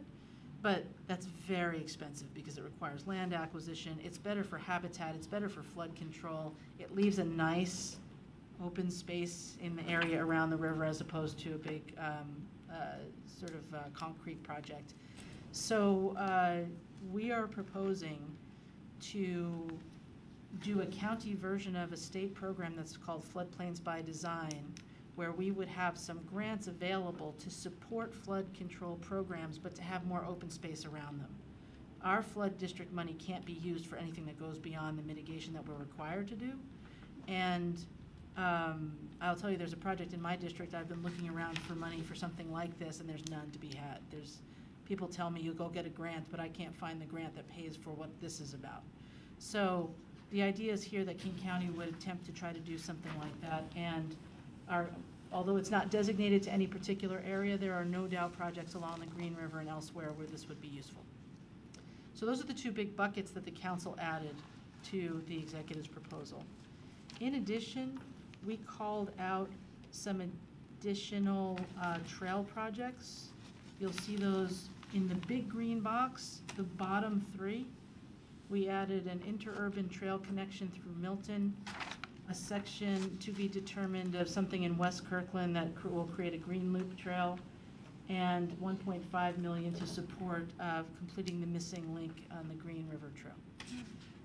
These were just priorities of some of the council members who felt that their districts weren't getting enough in the way of direct investment from the trails, and so we decided to put those in. We paid for them by having the, where is it now? I was doing so well. There's a pass-through amount. There's a grant program for open space that was $35 million. Here it is. In the smaller green box up above where it says King County open space, $78 million. Towns and cities open space is $25 million. That was $35 million. We pre-allocated some of that money. But we took off the remaining strings. There used to be a requirement that whatever grant, whatever town or city received those grants, 20% of the money needed to go to purchasing of open space. We took that requirement off, and it can now be used for whatever purpose is important in the community. I think I will pause there. There's some other ins and outs, but that's the major gist of what we did with the county council's proposed striking amendment. The amendment's being sponsored by myself, council members Dembowski, Up the Grove, and Cole-Wells at this point, and it will be briefed to the RPC with a request for a recommendation to the budget committee at the county council this Thursday, as I said. So I'll just go pause there and see what else I can share that might be of time. Questions from council? Largo? Yeah, what did we get from what did Auburn get from the current levy? Daryl. Total or annual? Total. $820,000 in pass-through money, and I don't know what other projects may have been funded around here. In fact, your folks might know that better than me. But $820,000 compared to $1.7 million in this proposal. Daryl, did you want to add to that? No, that's accurate. We receive about $160,000 a year that we then use typically as a match for other funds or to improve our own parks. So this would basically double that under the open space local parks category. Okay. When do you plan on running this? The August ballot. Is that when we're going to be dealing with the homeless issue in Seattle also? I am not aware of an August ballot measure. I'm not either. I just wonder what you're up against and your timing and what you're looking at, because what other issues are going to be on the ballot at that time? There is a library measure, but I Okay. believe it's in November. Just Seattle Public Libraries is Yeah. the only one that I'm aware of. Okay, that's an okay one. Plug. So, Councilmember Bowditch, you mentioned in the large green box, regional and other public trail systems, we have a number of things that are improvements. What's called out as investment, so the interurban trail south for Kent Auburn, Yes. what type of investments are we looking at? Do we know? I'm going to defer to Bob Burns, our Deputy Director for the Department of Natural Resources and Parks. Yeah, so thank you for the question. So we're working with Puget Sound Energy to kind of renew some agreements about our ability to maintain that, and that is very close to being complete. And then pending completion of that agreement, we've been going to do some rehab of the existing trail. It's just in need of some capital reinvestment to do an overlay essentially. And we partner with the cities that the trail passes through to coordinate that. Darrell, can you comment on the interurban trail south investments, Kent and Auburn? At 5.5 million. Bob probably has a better scope on that than I do, unless this is the portion by 277 to Auburn. The interurban 5.5 million that's the Okay. piece we're Oh, going to do an interurban. overlay pending agreement with Puget Sound Energy. So that's in a Oh, Puget that's Sound what you Energy were- corridor. okay, I'm with We have you. a trail easement through there. Okay. Thank you, Bob. Thank you. Could I ask a question on the Green River Trail extension north Seattle? I'm confused on where the Green River is north of Seattle. Yeah, it's not the Green River, but the Green River Trail goes all the way up into the very south part of Seattle. So there's some work up in the very northern end. Is that- It's an extension. Is that connected with the Duwamish? Oh, so the north isn't related to Seattle, it's getting the Green River Trail connection between Auburn and Kent and the Duwamish. Well, Trail. that particular segment's up further north, closer to Seattle along the north. We've got a map I can show you after the meeting. I know the section, I just was confused with the So, word. Bob, is that misdescribed then? I don't think so. I mean, that's, I mean, how did you jump from Duwamish to Green River up there? well, our trails have names, and so we call that the Green River Trail, even though it passes through, multiple areas, multiple jurisdictions, and might Well, that's also good. happen to go by another river. That's good Duwamish PR is in- for the Green River. You have down at the very bottom, the missing link of Green River Trail. What's that? That was a request from Councilmember Up the Grove to make sure that we were completing a missing link, but I don't have a map of it. I apologize. We can certainly follow up with you on that. Okay. Mayor? So there was the question asked about what might be a competing interest. The only thing that showed on SCA's potential future ballot measures was the Medic One EMS levy either in August or November. Okay, good. That will also come through my committee, and I would hope that if it's not too crowded in November, that we would keep our King County levies from competing with each other. We'll take a look at that shortly.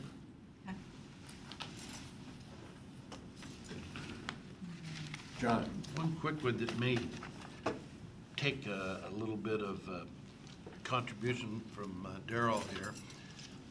Auburn has an old forward thrust pool that is now operated by Auburn School District. Would it be eligible for the pool grant that you're speaking of? That would not be a city project, that'd be a school district project. My understanding is, yes, it would, but while we're still sitting here, I'm going to look at the actual draft ordinance language to confirm that. I have it here, but it's going to take me just a second to look it up. You can, It had a significant renovation in 1998. We call it public pools, so It's open to the so public. it's open, yeah. Yeah. thank you. It's always a nasty pool.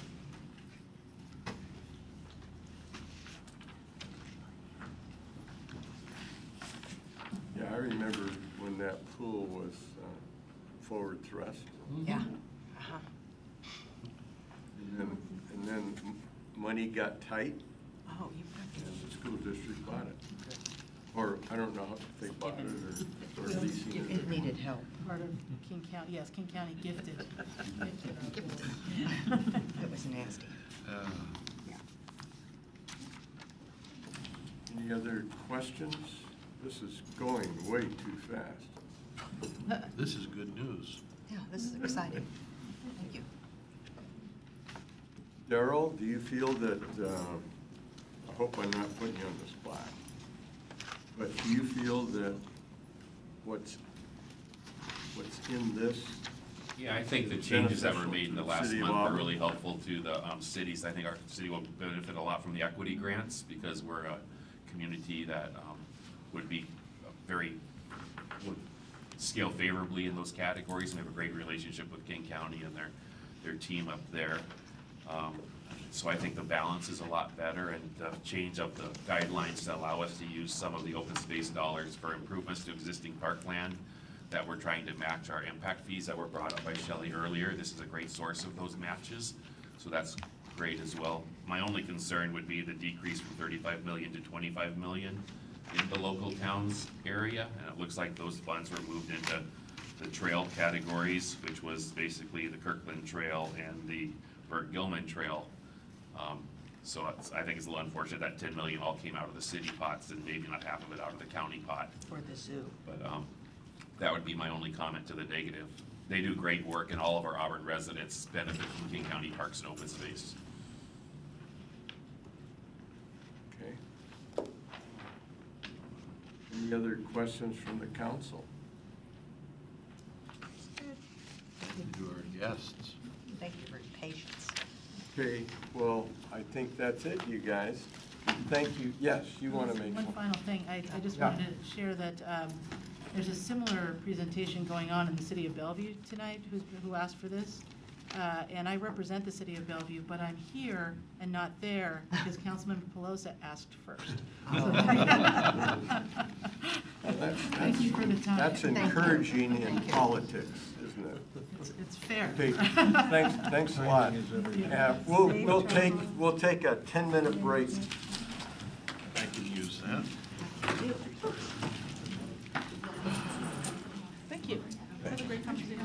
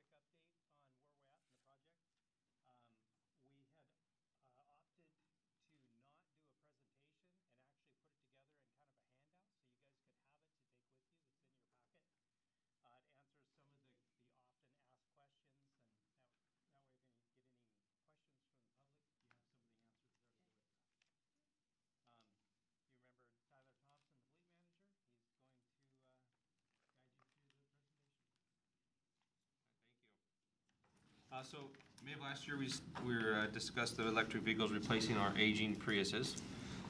So the vehicle that we've chosen for this is the Chevy Bolt.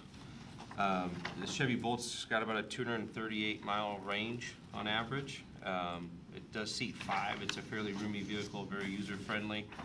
A full charge is about a 9.5-hour process. You can fast charge it in about an hour. Has all your standard features, has a nice screen on the dash to indicate your miles left till needing a charge. Currently, we're looking at an end of April delivery time on that. There is some variables. The manufacturing seems to be on track. Once that's done, it gets on train and comes our way. That can be, there can be some delays with that, so hopefully we're still on track for end of April for that. The charging station that we selected is the ChargePoint CT4000. It's a dual charger. You may have seen them. They're actually installed currently. One charger operates 2 vehicles, and they're smart chargers, so it can transfer power back and forth as needed. They work very similar to just your standard gas pump. The electric charging port will be on the front driver's fender of the vehicle. You plug it in, it's a little gas door, remove it, put it back on the charging station when you're done, or as you go to leave. The key management system, currently we use Outlook.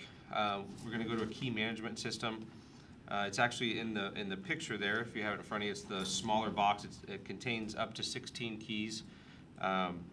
It's a very user-friendly system. You can make online reservations as well as an app on your phone to make reservations. It's checked out by City ID badge at the key box. And so only the individuals that have made that reservation can access those keys. The key box will be located on the east side of City Hall in the stairway. So you'll access the building with your badge, and then you can access the key cabinet with your badge as well to grab keys.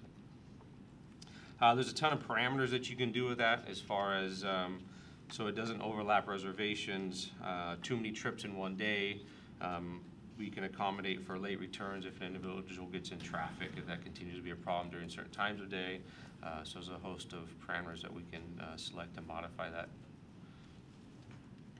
So the timeline for everything's ordered. Most stuff is arrived. The key box has arrived. It hasn't been installed yet. We are hoping for the second week of May to be fully live with the electric vehicles. Before we do that, there will be, we will relocate the council parking. There will be signage that goes up for that curb parking. Then we will have a ribbon cutting for mayor and council. Any questions? Largo. So when you get ready to take the car and you check it all out, you get the keys, do you have to unplug it? Yes. And so then when you come back, you plug it in? Correct. Okay, so what's to keep people from walking down the street and unplugging it? I mean, essentially they could. We will get notified of that. Okay. If any vehicle gets unplugged, yeah. Okay, great, thank you. What? So you mentioned here that chargers can only be used by approved city vehicles. Yes. Is this a priority type charger that's used only on the city vehicles, or is it kind of a universal charger? It's a universal charger that the programming set up to be used only to recognize the city vehicles. Okay. Yeah. So you don't have a card to touch it or anything to it? You just... Yeah, as soon as you plug it into the vehicle, it knows exactly what vehicle it's plugged into, and it knows whether it can charge that vehicle or not. Gotcha. Smart, smarter than I am. Anyone else? Anyone else? Okay, thank you very much. Appreciate it. Thank you. Wow, I'm really looking forward. sorry you had to wait so long. I'm really looking forward to this. Oh, yeah. Oh, well, Will you be the first to try it? yeah. I actually went down to Okay. Buffalo and tested it. Bag man. Plastic bag man. Claude. Okay, now we will move into the Public Works Community Development discussion items. We'll start with item 4A, and Director Tate on plastic bag ban. What's happening in the state? Good evening. For the record, Jeff Tate, Director of Community Development.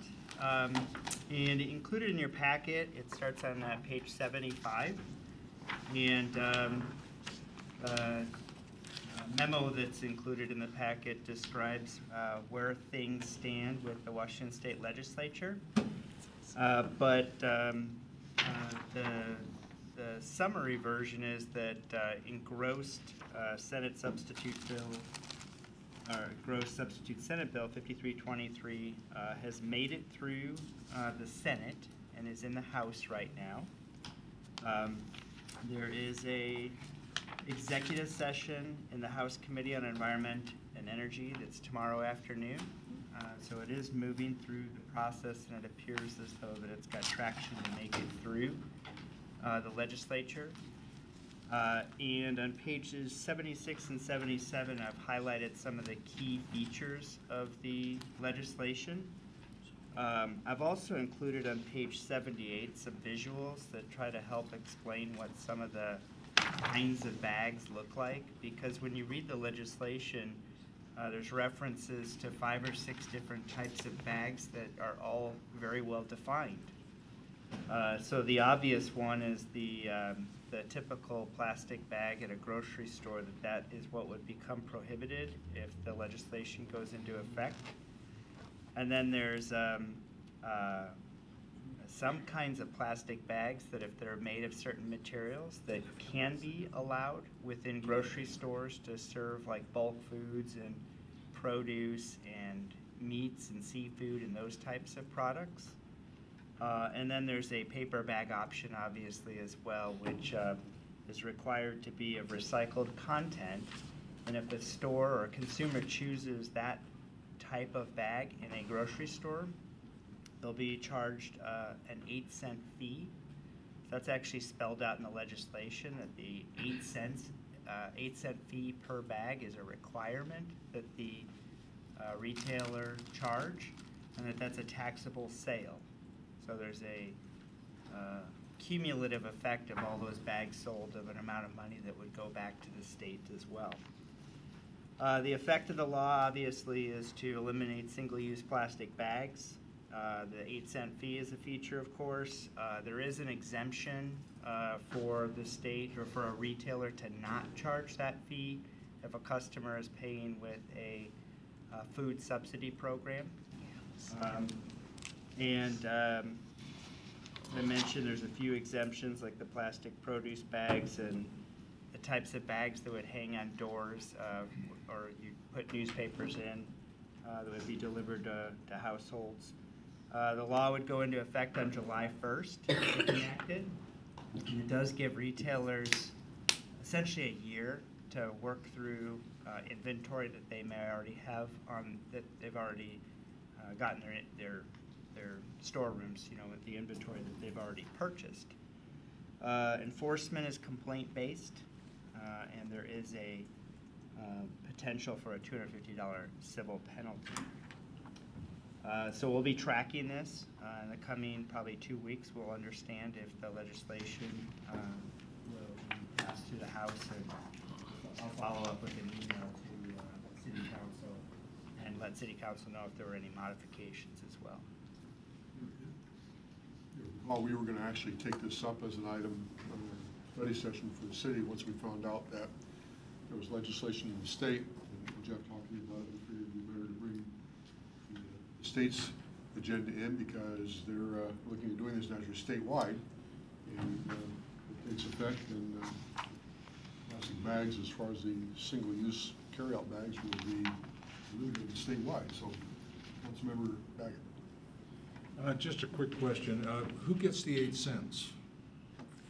So the 8 cents is to cover the cost of the bag itself. So if a grocery store keeps the paper bag on hand as an option for the consumer, the 8 cents covers their cost, the grocery store's cost, and then the taxable portion of that goes on to the state, really to help fund marketing and outreach efforts. Thank you.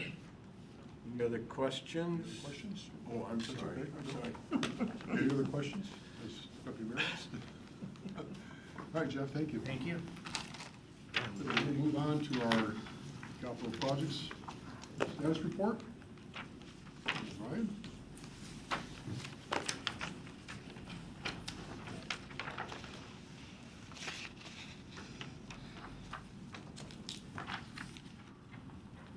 record, I'm Ryan Vondrak, the Capital and Construction Engineering Manager, and to my left is Kim Trong. She's a project engineer.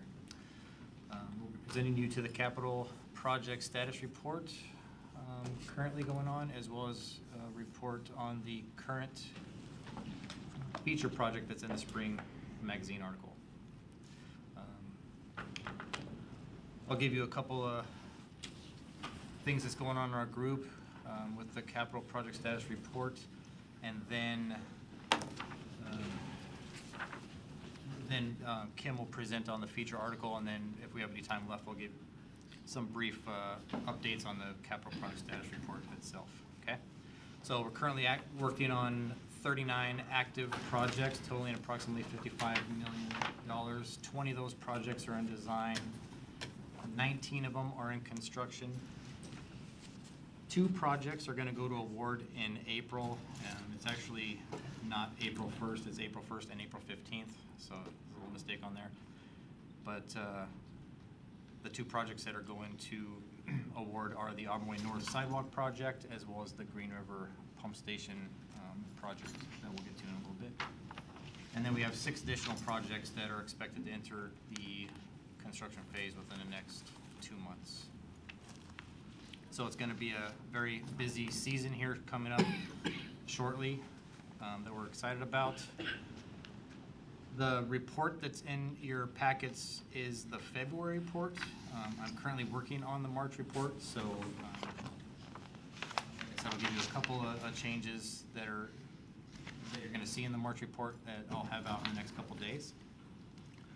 A couple of changes that you're going to see are 3 new projects that are going to enter the report. We have the Poplar Curve Safety Improvement Project, which that project is on Auburn Way South, off actually Poplar Street, where the curve kind of hits from, if you're coming in from Enumclaw, you have a kind of a sharp curve that comes into town. There's some safety improvements that are going to go in there. We have the sewer ring and cover replacement project that is citywide. We're replacing a bunch of sewer manhole ring covers, and then the Academy Pump Station replacement project. That project is replacing Pump Station 1 at the Academy Pump Station water facility, as well as doing some modifications to the Pump Station 2 at that site, and then doing some a generator emergency power upgrades. Question. Yes. Is the sewer ring, does it include the one by the pump station going up 104th, 105th from the bridge? If it's a sewer manhole ring cover, possibly.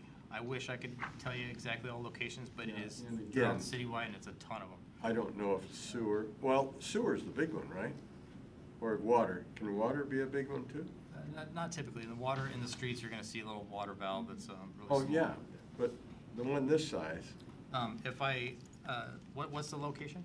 Up It's the hill? the pump station going east up the hill Yeah.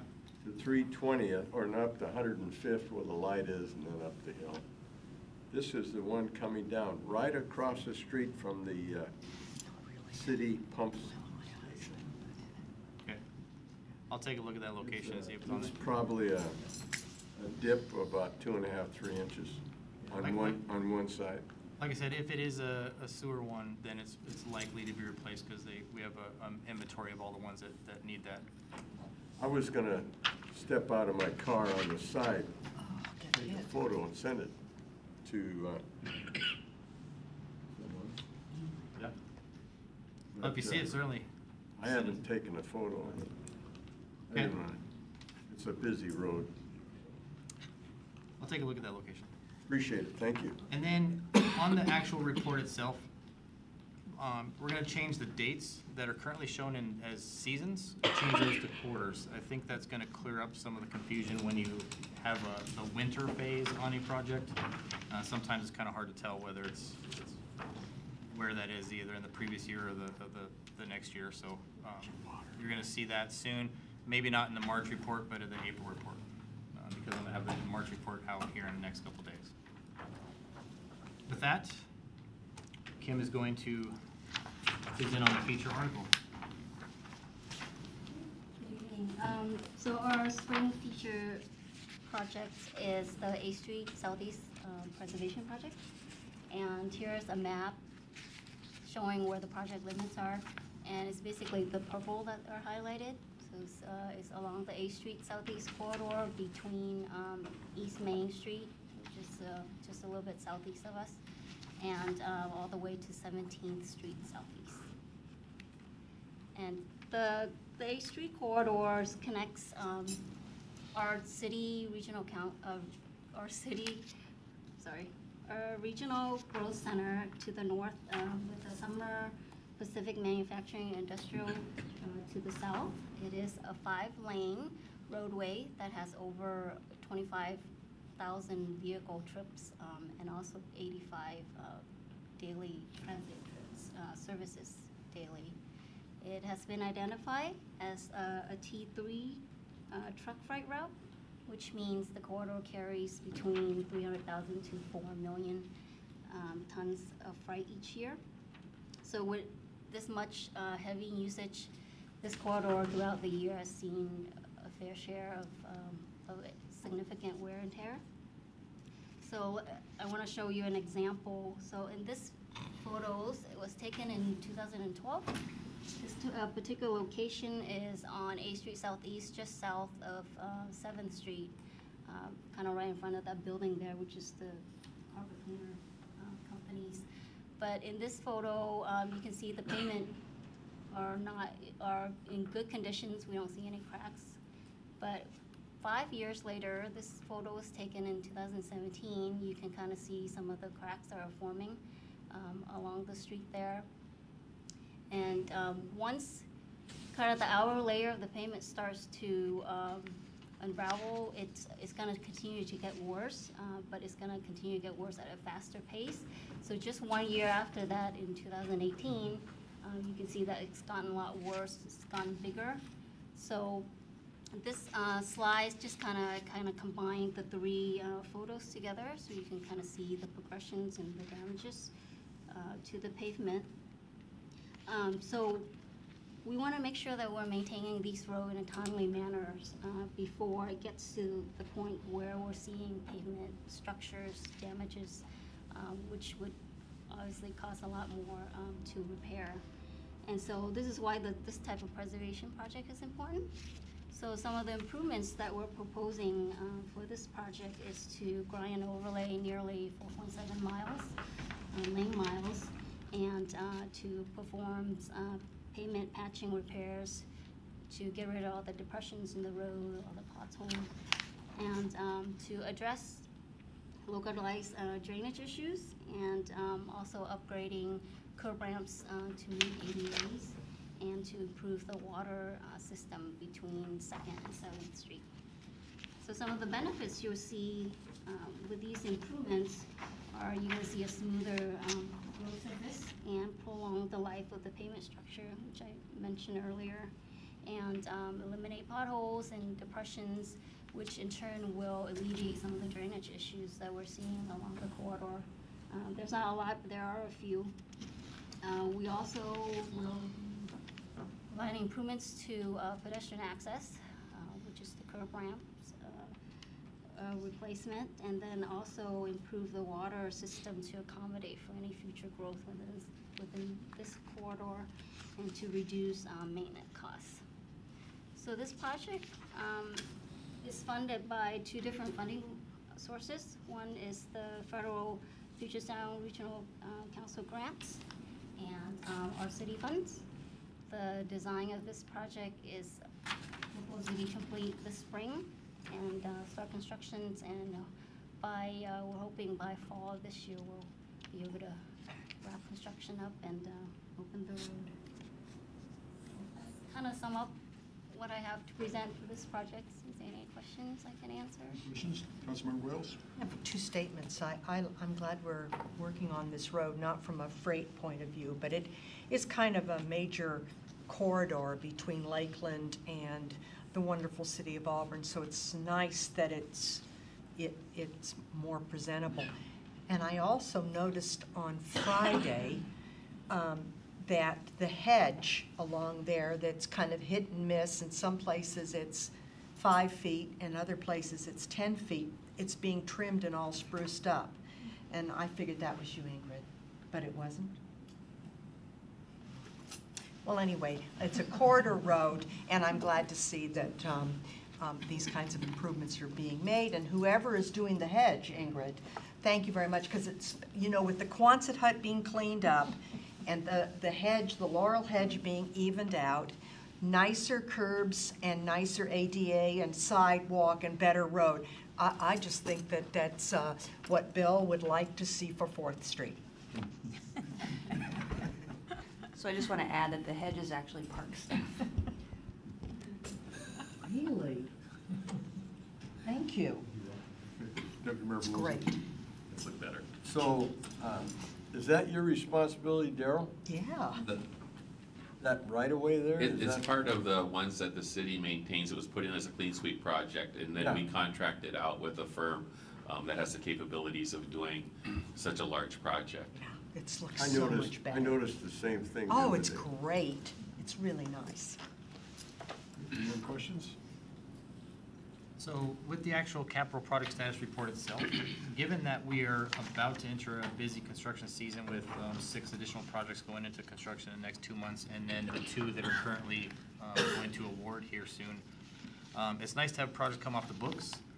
And so I'll just give you a couple highlights of what some of those projects. On the first page, page 1 of 10, a CP 1707, project number on the left-hand side, A Street, Southeast Signal Safety and Operation Improvements.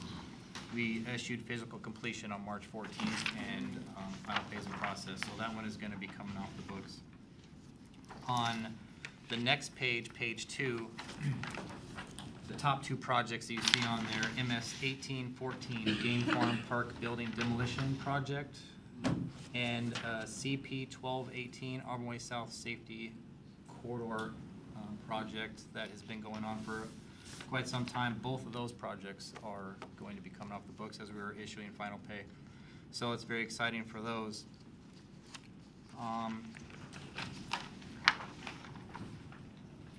Then on page 5 of 10, little small project, CP 1824 44th Street and interurban rectangular, it's RFB, rectangular rapid flashing beacon project. That project is complete and coming off the books. We're issuing final pay. And then this project isn't coming off the books, but it's actually going to start construction on April 5th on the same page, page 5, CP 1815, the 2018 citywide ADA sidewalk project. We are going to start issuing notice to proceed April 5th, and first working day is April 8th, that Monday, so. Sorry. I just want to make a statement on that CP 1814. What a nice job you guys have done up there, even with putting the striping down. You can see it at nighttime, and it's so much better, and it's slowed down the traffic, and it's made the neighborhood a lot happier.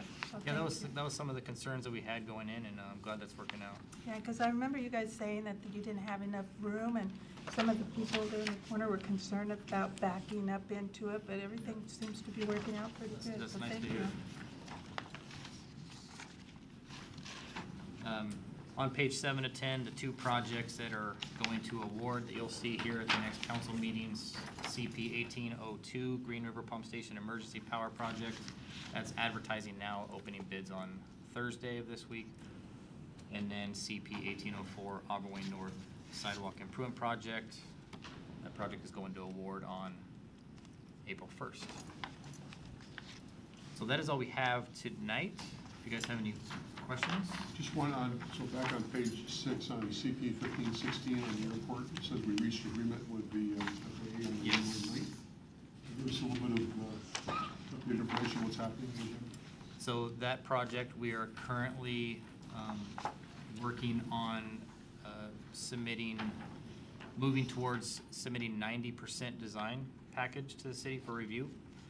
Some of the stormwater improvement that are associated with that site are going to have to be evaluated by the FAA, and we're going to be submitting that to them. But that project is on track to go to construction on schedule for this summer. Like I said, yeah, we got 90% plans that we're moving forward with, and should see that next week. What, yeah, will that enhance the length of the airstrip? Yes. How, to what? It's a total of 3,800 linear feet, right? Amy? 3,841 feet. Exactly. Okay, great, thank you.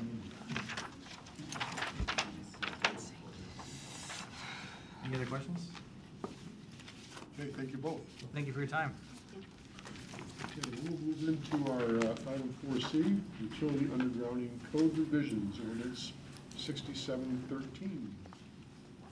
Jacob.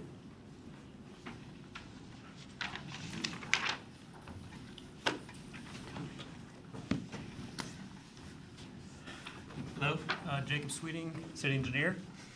So tonight, we're going to talk a little bit about the underground wiring code, probably one of the sections of the Auburn City Code that's not really discussed too often.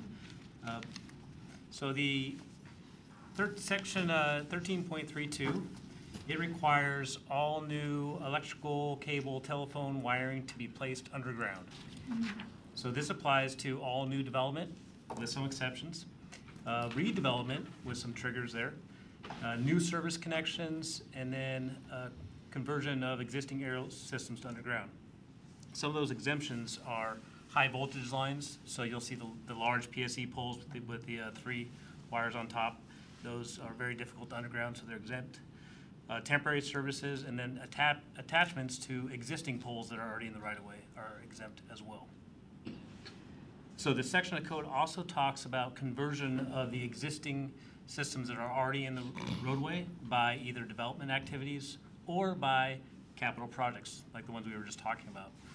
So tonight, we're going to focus on Ordinance 6713, which proposes to modify this last bullet. It's conversion of existing aerial systems by the city. Later on in the year, we do plan to come back and also discuss some of the other sections of this code as it relates to what actually triggers the undergrounding requirements. But tonight, we wanted to focus specifically on the conversion of aerial systems to underground by the city. So sometimes we have capital projects where we are doing some roadway widening, or we're making improvements where the existing poles that are in the right-of-way require relocation.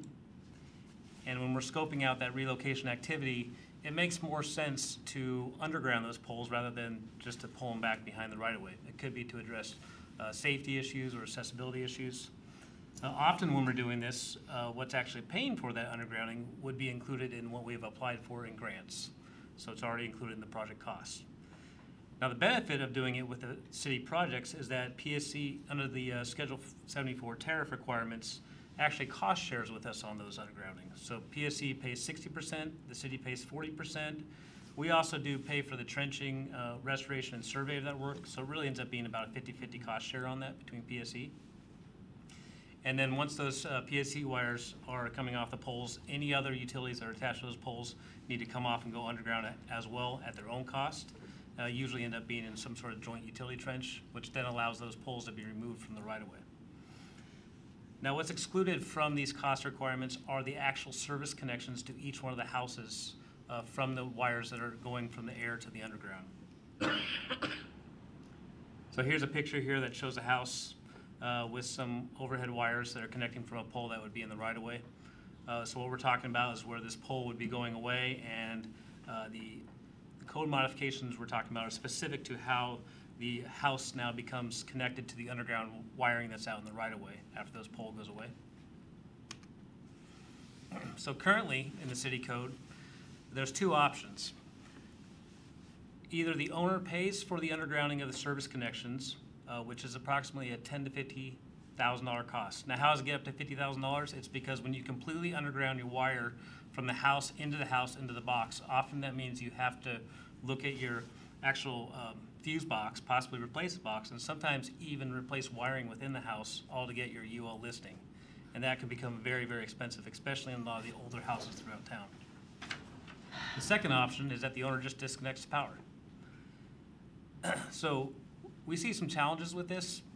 We don't do many of these, but when they do happen, we come to the property owner per code and we provide notifications, and then there's a delay. And the property owner is trying to figure out how they can actually work with what they need to do here.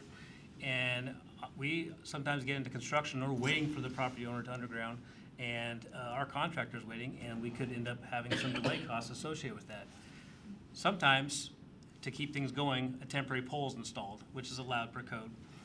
But then that in itself sometimes undermines the whole idea behind undergrounding the whole system in the first place, because now you're left with temporary poles, which, to be quite honest, sometimes aren't so temporary, because these costs are pretty expensive, and it's hard sometimes for the property owners to come up with this. So Ordinance 6713 gives a third option. The third option would be that the city may determine that it's in the city's benefit to go ahead and offer to provide a connection to the undergrounded system from the right-of-way to the building itself. This is a benefit to the city because it avoids those temporary poles. It could avoid construction delays. We would go and approach the property owner, and they would enter into an agreement with the city where they're allowing the city to go on the property and actually provide this underground service connection. The approximate cost of the city's project is probably around $5,000 to $10,000 per house when we do this. I can tell you that that cost is easily offset by the risk of delays when we're doing these. If a property owner is taking longer than we need to actually underground it themselves. So overall, we would consider this when it appears to be that there is a benefit to the city and to the project to move forward with the city doing this undergrounding.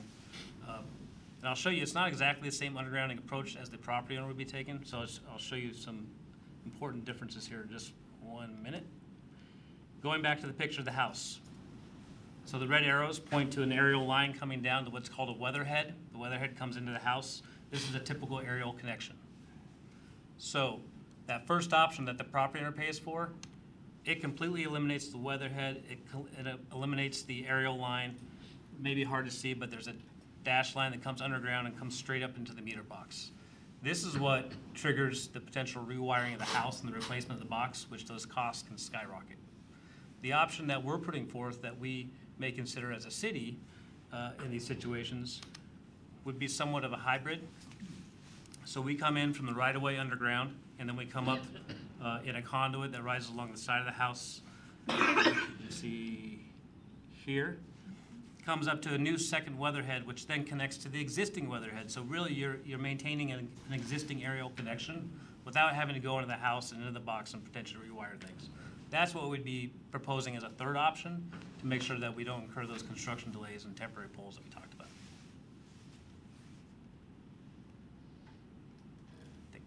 Oh, I'm sorry, Councilmember Wells. With this third option, what's the cost to the resident? So the cost to the resident at this point, generally speaking, would be nothing unless there's something that they need to move out of the way for us to move the, So you connect the two? We actually would make the connection. Okay. And then that would be, it's gonna be case by case, because remember each one of these houses has to be treated individually with an agreement to make sure that the city is benefiting and there's not some sort of issue with an offset there. Okay, great. I really like that approach. That's very innovative. It's something I haven't heard of before all my years of construction work, and put in a second weatherhead to eliminate the need for rewiring. That's tremendous. That's really a great idea. So this is another picture of an actual house where we did this on Auburn Way South. We had an underground conversion project, and I tried to get a photo of the weatherhead to weatherhead connection.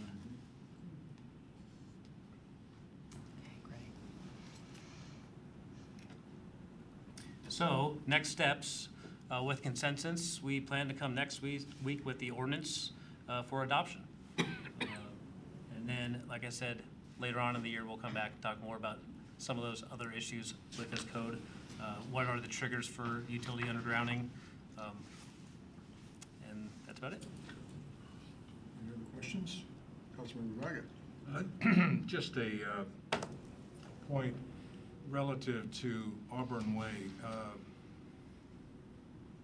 The power poles that are along Auburn Way are so close to the highway. Sometimes I feel like my side view mirror is going to hit those poles as I go by. That's a big truck. Auburn Way North, I assume? Yeah, yeah. Big And I truck. was just wondering, is this going to involve any of that replacement over time?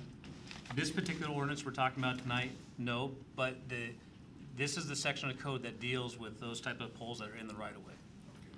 Thank you. However, if I can add just one thing, so some of those poles are actually transmission lines, so you would never necessarily underground every single one of those poles, so that's something else to keep in I think it would be very mind. expensive to replace any Yeah. of those. As we do other projects, if we see issues with clearances and those things, then we may go to PSE and tell them that they need to move the poles back, but we would not necessarily underground if they're transmission. Thank you. Jacob, how often are we running into this situation currently? You know, we're probably doing this underground projects maybe once every 3-4 years, possibly. It really just depends. So the next one that's coming up is the F Street Southeast project, where we're constructing the bike path and then getting into the sidewalk and bike trail between 4th Southeast and Auburn Way South. That project has undergrounding in its schedule. So that's the next one. Any other questions? Guess we'll be looking forward to seeing this next Monday. Thank you. Thank you. That concludes our public works and community development discussion items. Now we go to municipal services. And Mr. Brown is excused tonight, so the vice guy is going to step in. Oh. Page 106.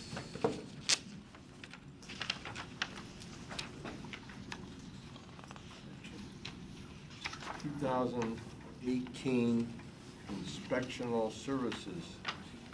And we have Chief and Master Chief here. All right, good evening. With me tonight is Commander Steve Stocker. He is our inspectional services commander. This particular division reports directly to the Chief of Police office. Some of Steve's duties in this position include conducting investigations internally when we need. He pays attention to all the data that's associated with that. Steve manages the software. When we have incidences of use of force, Steve also collects that data. He's the author of some of the reports that you, I think, received early or late last week as far as these issues in CIA, which stands for Commendation, Inquiry, and Allegations, as well as the use of force. So this particular slide show here is just a condensed version of that, so we can get through both of those reports, just kind of hitting the highlights. So with that, I'll let Steve go. All right, thank you. Good evening. So, there we go. Okay, so this first slide here just kind of gives some overall numbers. And so, as you can see, the CAD incidents, our calls to our officers really was virtually the same as 2017. 96,000, 800 calls. That's a lot of calls. Everything really didn't change too much. Case reports almost the same. We booked a few more into score, but I don't see that 7% as a huge increase. And our infractions and citations were relatively the same also. So not a huge difference on any of them that I see. Our commendations, what we do, it's a little different with commendations because we have the system of halogen where we do our evaluations and things too. And so our commendations are actually kind of low on this report for the system that I work in, because in our other halogen system where sergeants put in, recognition to the officers, there's probably a couple hundred in there, and we were not able to pull those numbers out. So these are commendations. Most of these are citizens that call in. or other agencies that recognize our officers for outstanding work, professionalism that they did, really helping someone out. And so they might send us an email or a letter, and I get that information and I put that into our system as a commendation. And then as you can see, we try and highlight bigger commendations, such as a letter of commendation, a life-saving medal, or even a Medal of Valor. And in 2018, we actually gave out a Medal of Valor to one of our sergeants in a shooting situation. And so those don't get handed out very often. Our life-saving medals, we had 7, which was pretty good.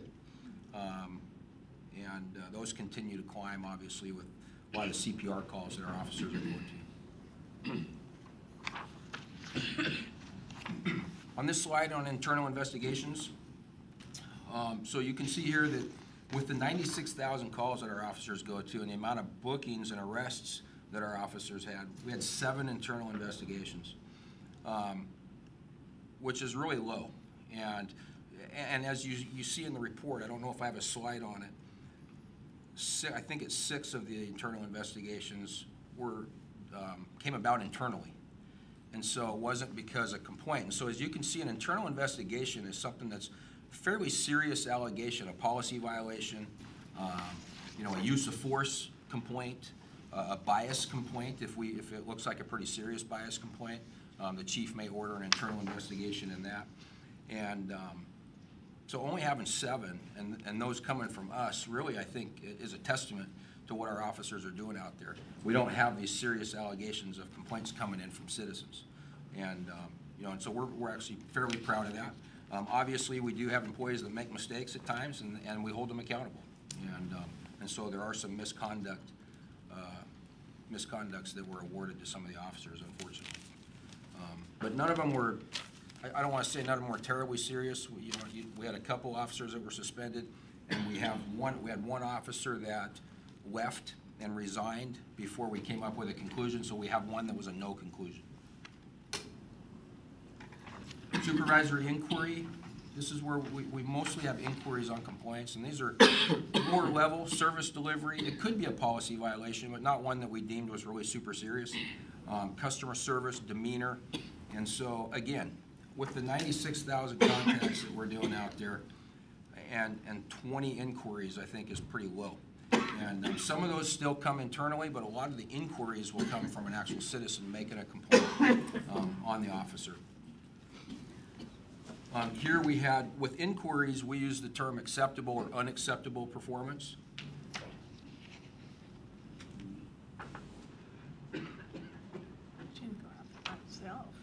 With him.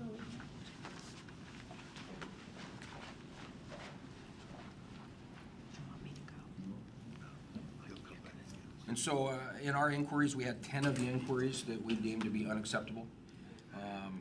And 20 employees were involved in that. And so obviously with one incident, one inquiry, we might have 2 or 3 officers that are part of that inquiry. And so that's why you have 20 employees that were involved. But only 10 were deemed to be unacceptable. And when we have those unacceptable inquiries, and even sometimes on internal investigations misconduct, most of them were coaching and counseling. They didn't result in really any serious discipline or anything like that. So none of them were really serious. Can I ask a question? Sure. I see that in 2018, all your numbers went up. Is that also because we started having new police officers and learning the ropes of their new positions and stuff? That would be a guess, if that's the case. It could be a lot of different things. It could be just some of them are from internally, and so sometimes there's decisions made on whether to even do an inquiry or not do an official inquiry, and so some of it could just be that decisions were made, different inquiries. I won't say it's because we have a new chief now for the last half year. No, I didn't mean that. Because the chief orders the inquiries and internals. Yeah, but I'm not sure if that, you could make that as a guess. We do have a lot of young officers. But I did not do a breakdown to see the average age of the inquiries. I do that on vehicle collisions, but not with inquiries. I would say this without looking at data. I mean, I think I've seen some of that. just young officers coming in, making errors, and that's okay. I mean, I constantly preach that you can't do this job flawlessly. We focus on continued behavior that we've tried to correct. That's where I think really I start to pay attention.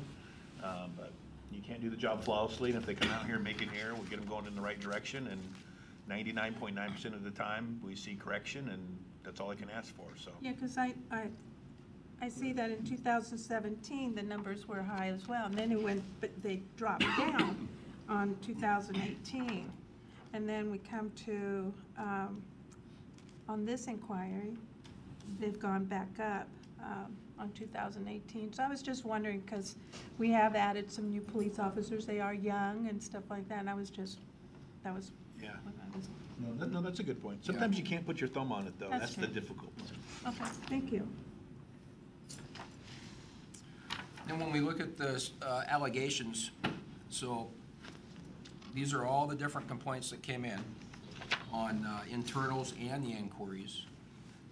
So we note them here of what the actual allegation was. And total, there were 38 allegations, because sometimes in an inquiry or an internal, you have more than one complaint. And so there might be 2 or even maybe 3 allegations in one internal investigation. So again, this is not concerning to me as far as the number with the amount of contacts that our officers make. Then when we look at collisions, man, we did good in 2018. 2017 was really super high, and it was really nice to see that we've knocked that down really in half. And of these preventable collisions, they were all very minor. I don't think any of them were serious or caused a whole bunch of damage in 2018, so we were happy about that. This is just corrective action, just for, oh, sorry. Councilmember Holden? You have a terribly small and heavily crowded parking lot. How many of these collisions were parking lot accidents? That's a good question, but there were a few. Well, I don't know if it'd be a few. I don't have an exact answer for you, but yes, that does happen sometimes, where the officer pulls out and clips the front end of another patrol. Yeah, we've had some scrapes in there, and so I think even last year we had somebody who was in a hurry, just failed to look left, and we had actually a good fender bender in the parking lot there, so.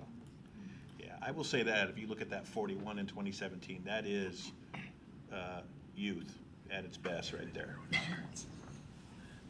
Yeah. Just trying to advocate for a bigger parking lot for you. Yeah. Hopefully that would help. So this slide just shows the corrective action on just collisions. We did have one written reprimand, but all the other preventable collisions were just coaching and counseling, because none of them were serious.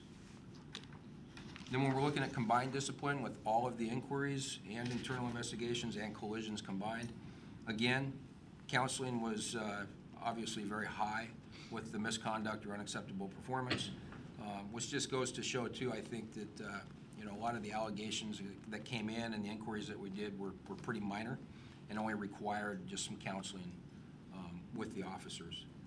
We did have 3 officers that did receive a suspension, and most of those were not necessarily that it was a serious allegation, but it was maybe their 3rd maybe misconduct or something, and that's why the progressive discipline jumped up to that level.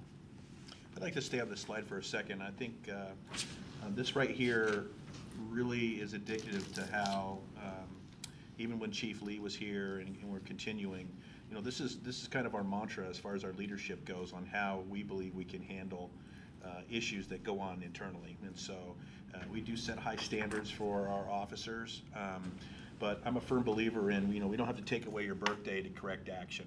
It's just important for great communication, good training, and most of the time, the officers know that there were certain things they decided to do or certain things they didn't do which caused that. And we can easily correct this behavior with just some good coaching. And so I'm a firm believer that officers can be corrected and keep their dignity intact, and I think we get a much better response with that approach as opposed to something a lot more harsh. I mean, don't get me wrong, we can do some things if we get to that level, but I think we've shown that we're much more effective at this way, and I think that's why you see it so lopsided.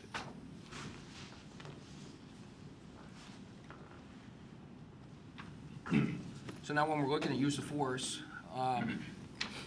what you see in your report, if you remember your report from last year, we did make a little bit of a change on kind of how we documented some of the numbers. And so what I'll explain real quick is, so when we're talking about force reports, on this slide here in 2018, we had 252 force reports, which is different than force incidents. So we had actually 204 incidents where there was force used, meaning on one person, maybe 2 or 3 officers had to use force, but each officer is required to do a force report. And so that's why there's 252 force reports. Out of all of those force reports, there were 2 excessive force allegations from 2 different incidents that came in. And both of those were not sustained. And so the officers were cleared. Their training was good. They didn't violate policy. It was deemed, based on the incident, that they did not use excessive force.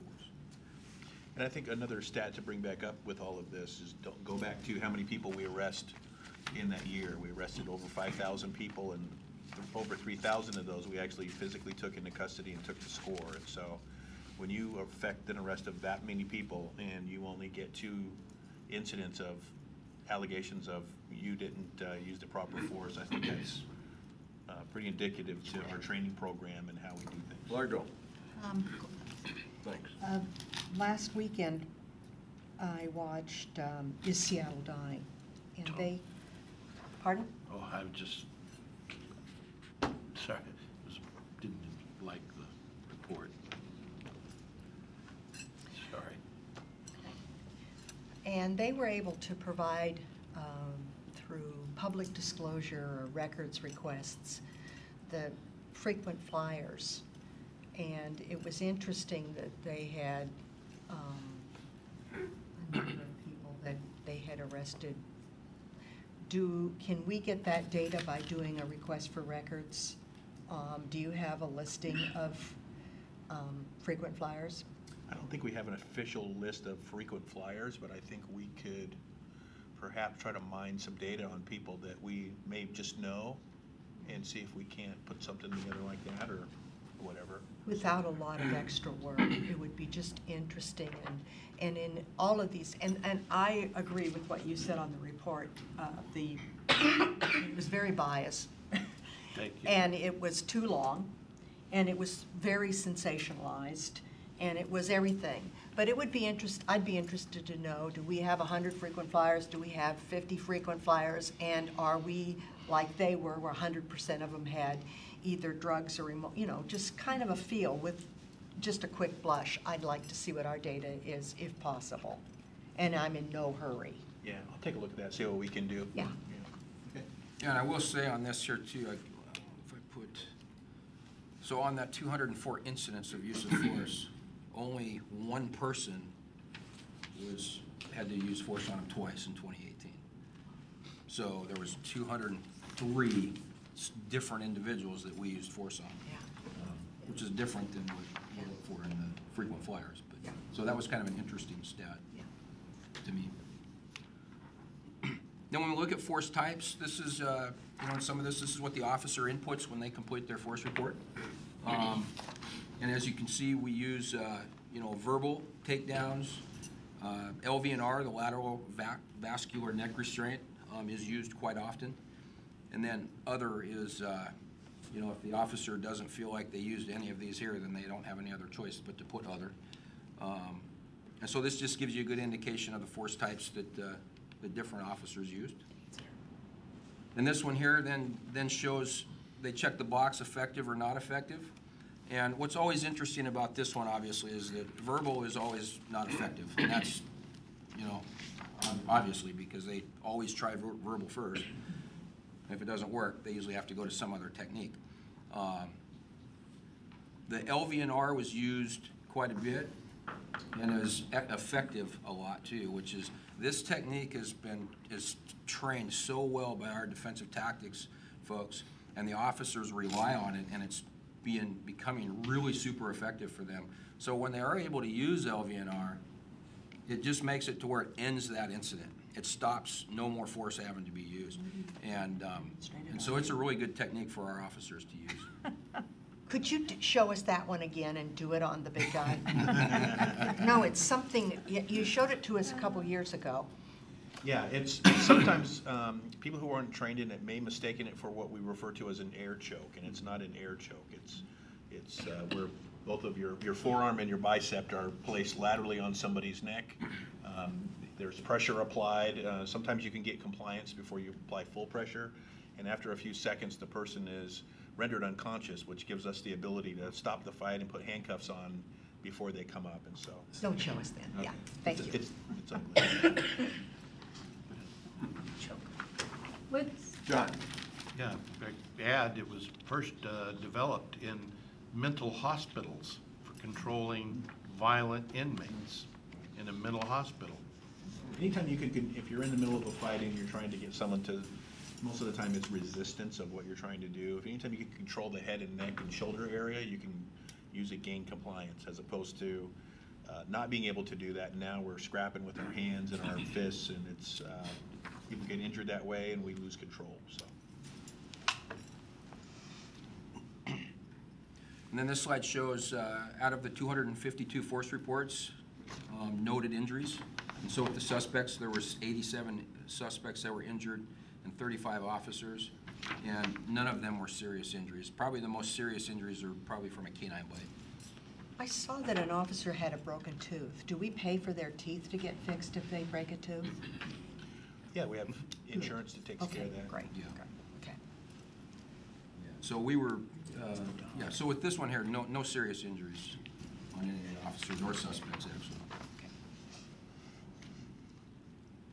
And this chart just shows the time of day, and it really hasn't changed, over the years. And so, get up into that 6 p.m. to 2 a.m., that's where most of the force is being used, and that's where a lot of the calls are, and people have maybe been out drinking and partying and doing things, and so they don't comply. And then here we track the reason that the officer used force. And so this gives you a good indication here.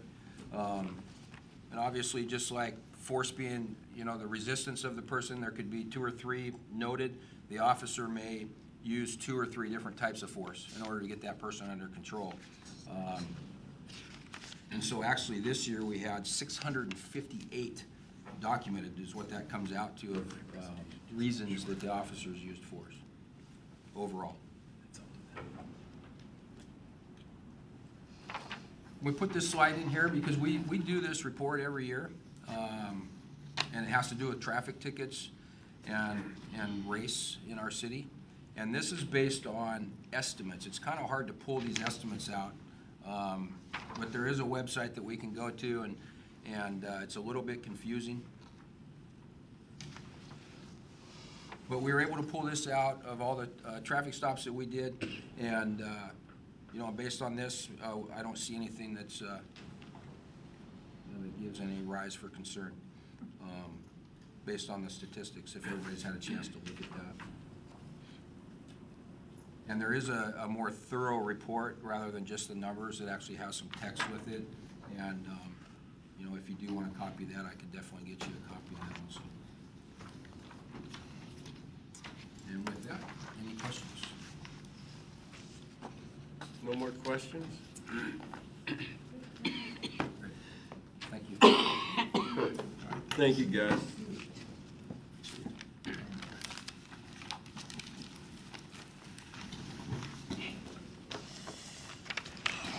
Okay.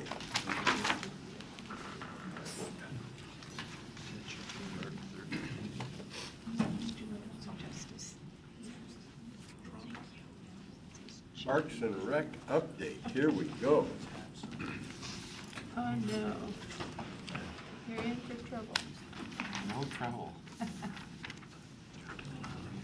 After 3 hours, it's a little late on the agenda, so I'm going to abbreviate a little bit in the middle, but I'm really excited to be here tonight to kind of show a little bit of a 10-year look back, a little bit of current condition, a little bit of what's coming up in the future. Now, you guys have been really involved in a lot of our programs, so a lot of that wouldn't be new news. But I think after the mayor's state of the city the other night about the quilt in Auburn. I really think what we do in our department is really epitomizes what that quilt is. We are a seamless organization, regardless of race, gender, ethnicity, affluence. You can come together in your parks and recreation programs and feel the power of what we're providing, even if it's just fresh air and a green lawn. So what we're doing is really trying to create a balance of programs in Auburn for the Auburn citizens and hopefully for the guests of Auburn that come and say, well, we know this isn't an essential service by law, but all great cities have great park systems. Wherever you go, if you see greatness, you're going to see a great park system, whether it's Boston, Bend, or Auburn. That's part of what makes a town exciting and exceptional. So I have our chain of command there, and it's not so much, you know, there's 8 divisions and they all work together and they all work separately, but we really try to have a seamless system. The key number up there is the 53 FTEs, because I hear a lot over the years, oh, what a big park system, or so many people to do these things. But unlike a lot of cities, we are involved in many things that other cities aren't doing, a museum and farm, a theater, farmers market. There's a lot of things that we're doing that aren't traditional to a lot of cities. Street right-of-ways, you mentioned the A Street hedge earlier this evening. So just things that kind of have come to our department over time. I've been here a little over 15 years. I've seen the growth, the changes, and we're going to get to that in a little bit too. So if you look at that 53 existing employees, I took a look back 10 years on this next slide to 2009. 10 years ago, you take out our cemetery right now, we have 47 employees in our department. 10 years ago, we had 49. So we have 2 less employees than we did 10 years ago. And the next slide is going to show the things that we've added in those 10 years. And you look also at this chart, and it's kind of interesting to see that the increase in salary and wages seems astronomical, over $1 million. Benefits, almost $1 million. The interfund, $1.5 million. Those are things that actually internal to our department we really don't control. Step increases, COLAs, those things happen throughout the whole city. The great benefit package that we are able to negotiate for our municipal employees, those things happen. And the interfund, which is our facilities costs, multimedia costs, the costs that our department pays to other departments, we don't really control either. So if you look at those non-things, that dollar amount hasn't come up that much. In fact, in 2009, there were 64,000 citizens in Auburn, and for the things that they received, every citizen was paying about $7 a month for their park system. Right now, we have 81,000 citizens in Auburn, and they're paying about $9 a month for their park system. So over those 10 years, the systems cost about $2 more a month per resident. And that's an increase, but I'd say over those 10 years, that's probably pretty good value. This next slide kind of shows the things that we've added since then, and most of those haven't come from our department, me or staff saying, oh, let's add this or that. They come from the community, or they come from council, and a lot of times just great ideas, things that we've added. The Auburn Farmers Market, community gardens. We have almost 200 plots of community gardens now, because that really became a popular thing to do. The opening of the Mary Olson Farm. The expansion like Pet Palooza, where 20,000 people come to Auburn to show off our greatness with our pets. The opening of the Auburn Community and Event Center and the Rec. Things that create some revenue, but also got our teens off the streets doing a lot of positive things.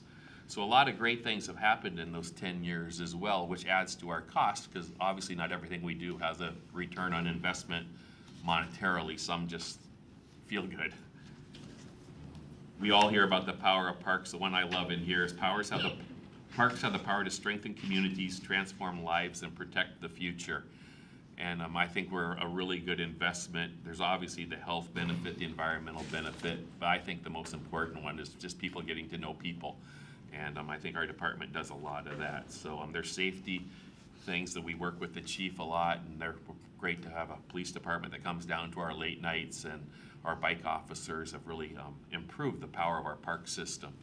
So I think they're getting great value. One of the things that I stress with our staff is we really have, how do we program all these activities that come out every year in our guide, our social media?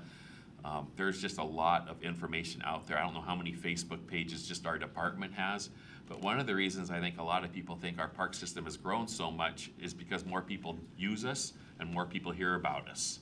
And I always tell people, even if you don't use the system, when you're driving by a park and you see somebody else walking, you kind of feel good yourself.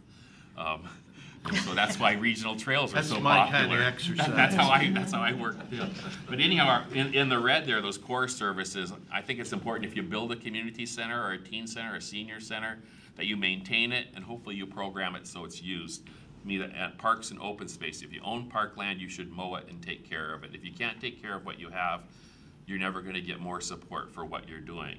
So those are the things like that. Then up in the blue, the subsidized things, our revenue programs such as youth sports, program for people with special needs, summer camps, those type of activities, a few of the activities at the senior center. We program those activities to return a % of revenue, basically cover the cost of the activity minus the full-time employee that's programming it. Then the things up at the top, the green items, they pay 100% plus of the cost of those operations.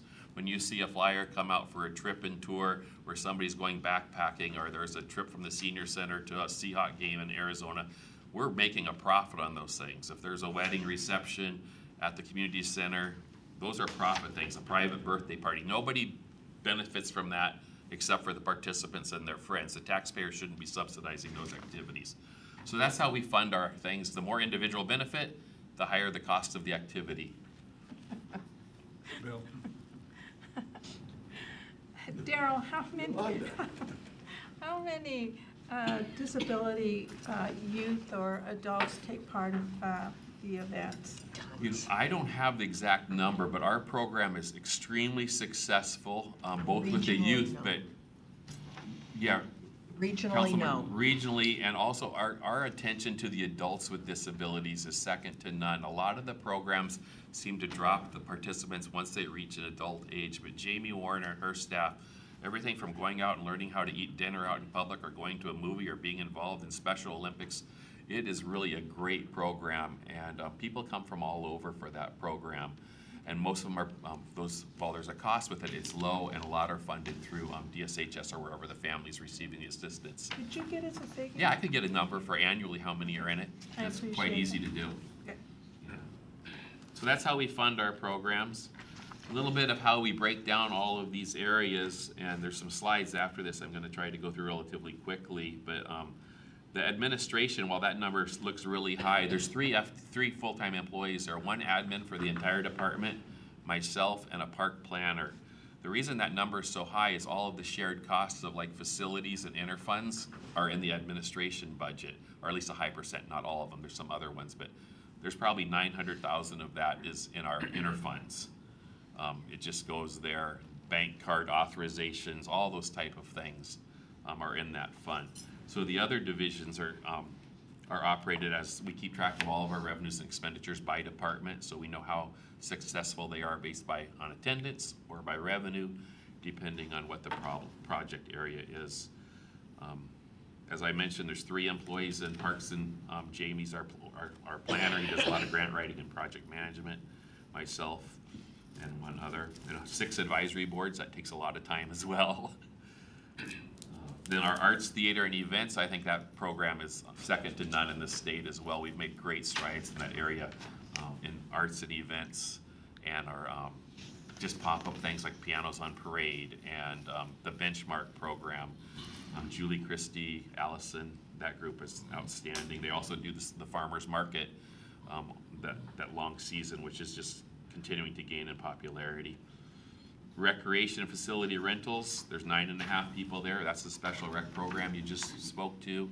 The teen program has really taken off since the advent of the new rec facility and the maker space in there, which is being used by all ages. That division, our revenues last year increased by about $100,000.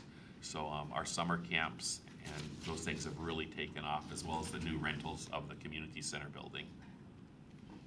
The senior center, it's the busiest one that I know, and I've been to a lot of them around the state. It's 2 generations of seniors. There's kind of that 60 to 70, 80-year-olds, and then there's 80 to 100-year-olds. And now with the new programs where we're having the Mexican population and Ukrainian population, and special programs for those through outside funding as well. Super popular. Museum and farm. You saw the presentation a couple of weeks ago on the Stream to Sea program. huge benefit to the city, a great new director out there after Patricia's retirement, so we're really taking off there as well.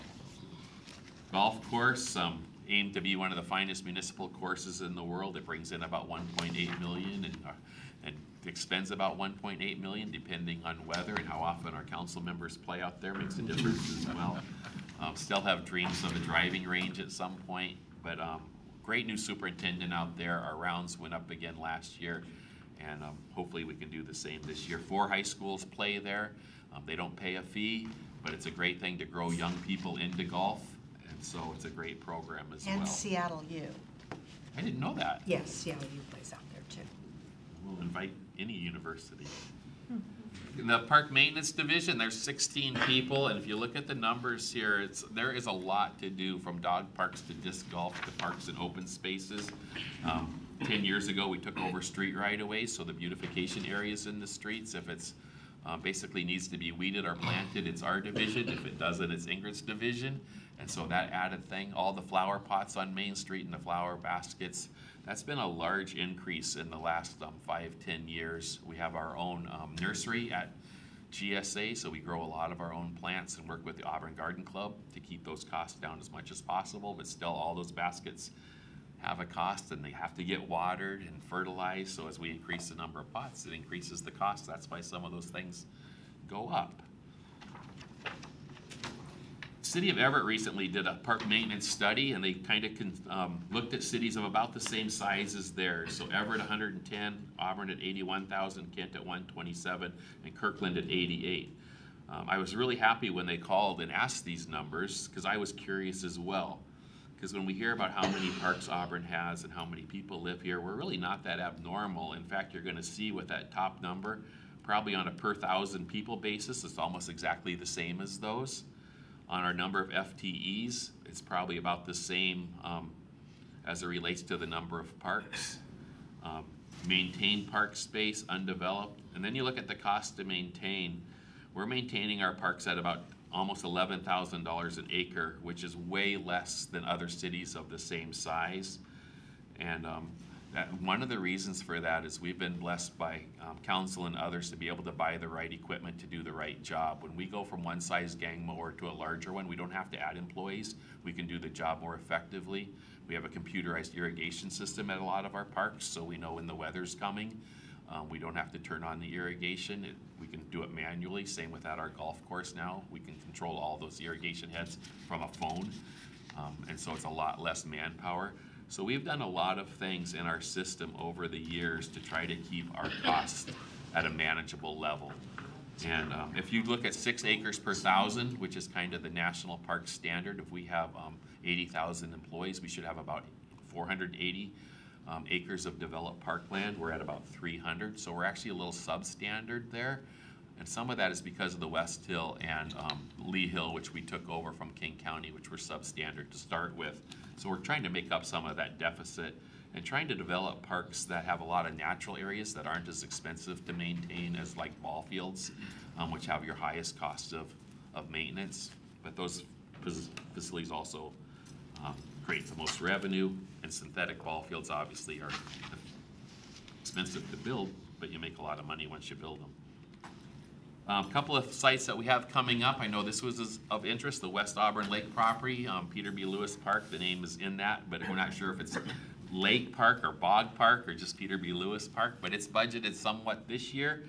We're gonna do the items up there at the top, the clearing and grubbing trail, picnic meadow. I was up there last week and walked around. It is just a beautiful site that by the end of this year we'll have a lot of work done, and then we're gonna be applying for some money in the next state for kind of a phase 2, which will really formalize it as it relates potentially to things like restrooms and some of the other projects that we'd like to do there, picnic shelter. Darrell, are we gonna use Earth Day project to work in some of that area? Yeah, a couple of things. I don't know if it's gonna be Earth Day this year, but we're working with Washington Conservation Corps to be out there, as well as about 3 different Eagle Scout projects. And the Lions, if you look at the top of there, there's a little bit of a footbridge that crosses over a little piece of the lake to the north, and the Lions Club is actually going to, they've adopted that as their project, which is awesome with Councilmember Baggett and Pete Lewis being in the Lions Club. They're going to be taking that on as a project. So there's going to be lots of opportunity for community involvement out here. And it is a beautiful space that over time, I think it's going to be a great, great project. So Daryl, what kind of activities are you going to put around the whole walk area? Yeah, it'll be very limited. There's going to be viewpoints and a couple of spots where you could fish. Maybe, some big, like two-person, a swing kind of thing, but there's not going to be active recreation there. It's really not set up for that. It's really a nature park. The little island you see, hopefully some kind of, if nobody from Risk is here, I would love to have like a little suspension bridge over to Tom Sawyer's little island there. It would be a great spot to go with a child or a grandchild and just explore. But it's not really a good site for things like a pickleball court or a playground traditional. There's some cool nature play stuff that's come out on the market that you could maybe intersperse around the path. That's what I was directing the question to, because I know I said I gave you a book that had all that stuff in there. So. Yeah, I think it'd be ideal for just when you're walking with someone and maybe they're young and they want something like, you'd have some logs that were connected and they'd have to balance on them. It's not a great place to put like a metal 2019 play toy. It just wouldn't fit in here. Yeah, so we'll have a lot of this done by the end of this year, and pretty excited about it. The second project that's ongoing right now is the 104th Street Broken Beer Bottle Beach Park, Tire Swing Park. It's got about every name, Pig Farm Park. And we're right now have a project at the state RCO. Looks like we're pretty high on the list, so we should be receiving quite a bit of money from the state, about $550,000, combining with some city park impact fees to build this project out as well. And so we'll be starting on that late in the year with some permitting and final design items going through. This is on the road that goes out towards the golf course. I think we're all pretty familiar with it. One of the real things we're trying to do is get those cars off the road that park there, especially in the summer. It's a real safety issue. And try to keep this park quite natural as well, working with floodplain management and salmon recovery groups on making it just a really good place to go fishing or with your family in the summer. So huge upside. Half came from the county and half came from the state. We didn't pay for it. There's a bunch of deed restrictions on the property, obviously, as well as floodplain issues. The final one I'm going to show you is the Jacobson Tree Farm. This is like my dream project someday, and hopefully we'll be putting in for grants in the next year or two. This is the main reasons we've been consolidating those park impact fees. This is on the Lee Hill. There's only one park up there that's of substance, the Lee Hill Park. This is located next to Auburn Mountain View High School and will be what I would call a modern game farm park, a mixed-use place. It'll be a fantastic site for a neighborhood that really needs a large park where we can do a lot of activities and make that corner of Lee Hill feel more like the rest of the city. And almost all of these projects, the construction is done without city dollars.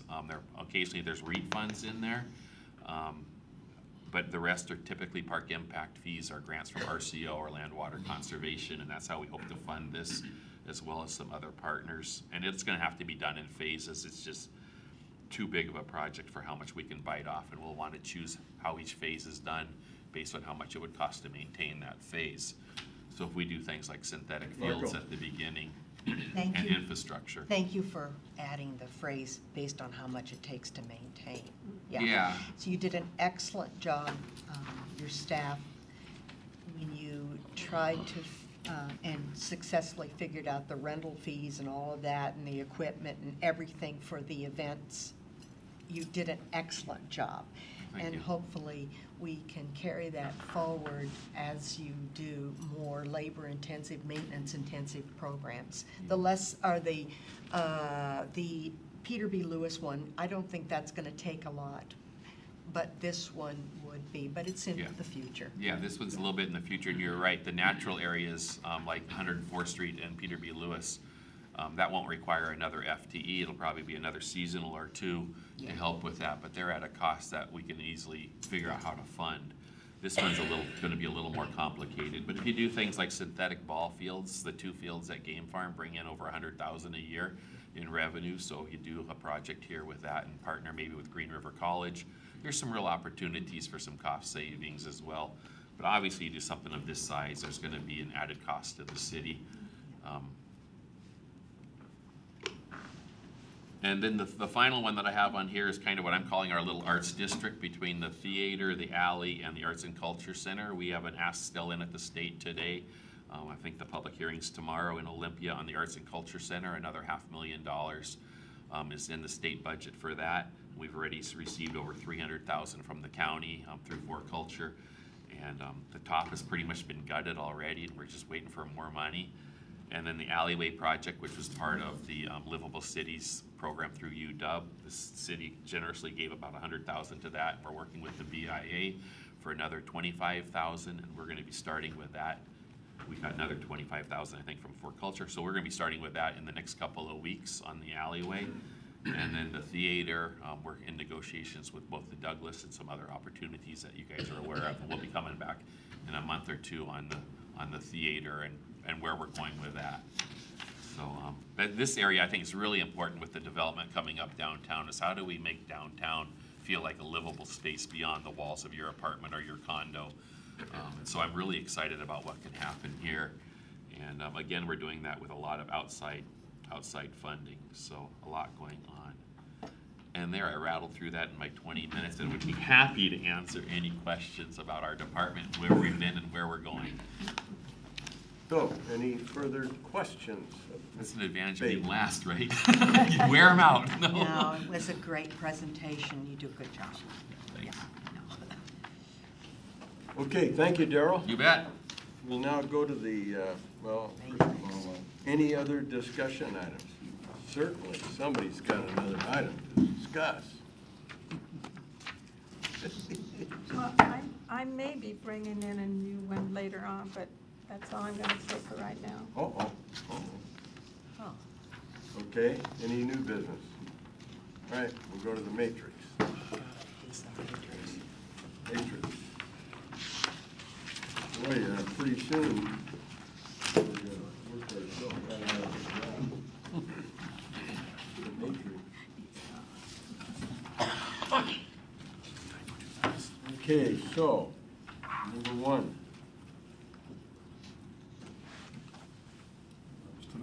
That was tonight. So number 2. 1 and 2 are done. Yep. Delete them.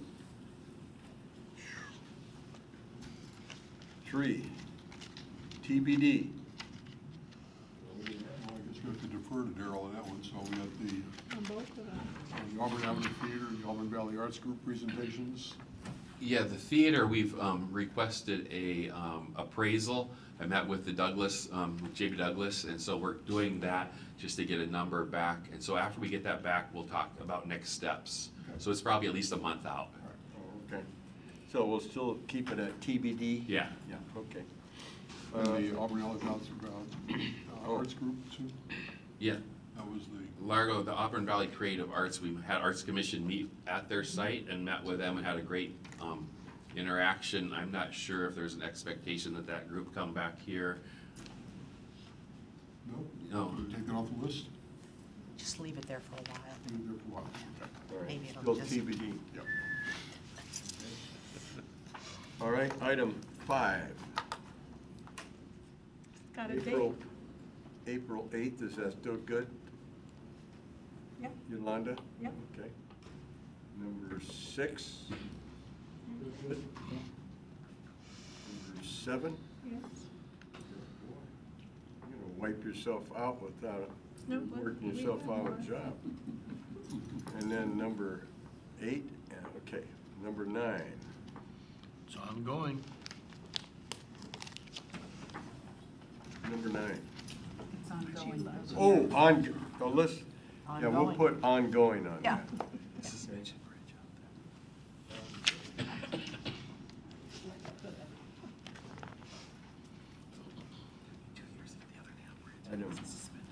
Item 10 is deleted. Now, if council wants to get something on the matrix, please contact me, because I can't do it, the mayor can't do it all ourselves. It's up to everybody to contact me, so then I can work my way through the process to get it on the yes, sir. Except it requires a consensus of the council in order to get it on here. Yeah. I have one that I'd like to add, probably falls under your bailiwick. It's been a number of years since we've had emergency management briefing and training. And I think that with everything that's gone on, and especially with the snowmageddon, I think it's probably time that we get involved in emergency management briefing and training for the council members, so that we know what's expected of us in the event of a major disaster. Okay, everybody agree with that? Consensus? Have you done your FEMA 1 and 2 training? Me? Yes. Oh. Okay. Is it a requirement that we do that FEMA 1 and 2 training, the 101 and the 107?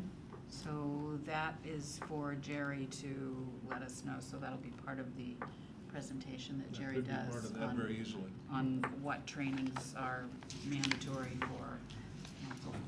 So Mayor, what kind of a date can we use for the EMT? Well, we'll chat about it at the directors meeting and come up with a date on it. Dana's But right not now, here tonight. we'll put TBD. And before we move on, can we see consensus? I'm sorry, the city clerk and I have not seen consensus. Is there consensus for adding that? Yes, very much. What time did you say? Consensus on that. Okay, anything else? And what we can do too, to get consensus, we don't have to wait for a session. Yes, We- you do. Yep. Yes, you do. No, We let me do, finish. otherwise. Let me finish, you guys. What about if, under new business at a council meeting, we get consensus of an item? Why couldn't we do that? Yeah, I suppose you could, but I just think you're better served by doing it at your study session. Well, then you gotta wait another week. Well, you're probably not gonna have it the following week anyway, because those study session agendas are already made. All right, well, if we have one, I'll bring it up at a council new business. Okay. So anything else that will come before us? I mean, it's not 9 o'clock, we still have time. Anything else, you guys? Robert, do you have anything? No, okay, we're adjourned. Thank you, everybody. What's that one?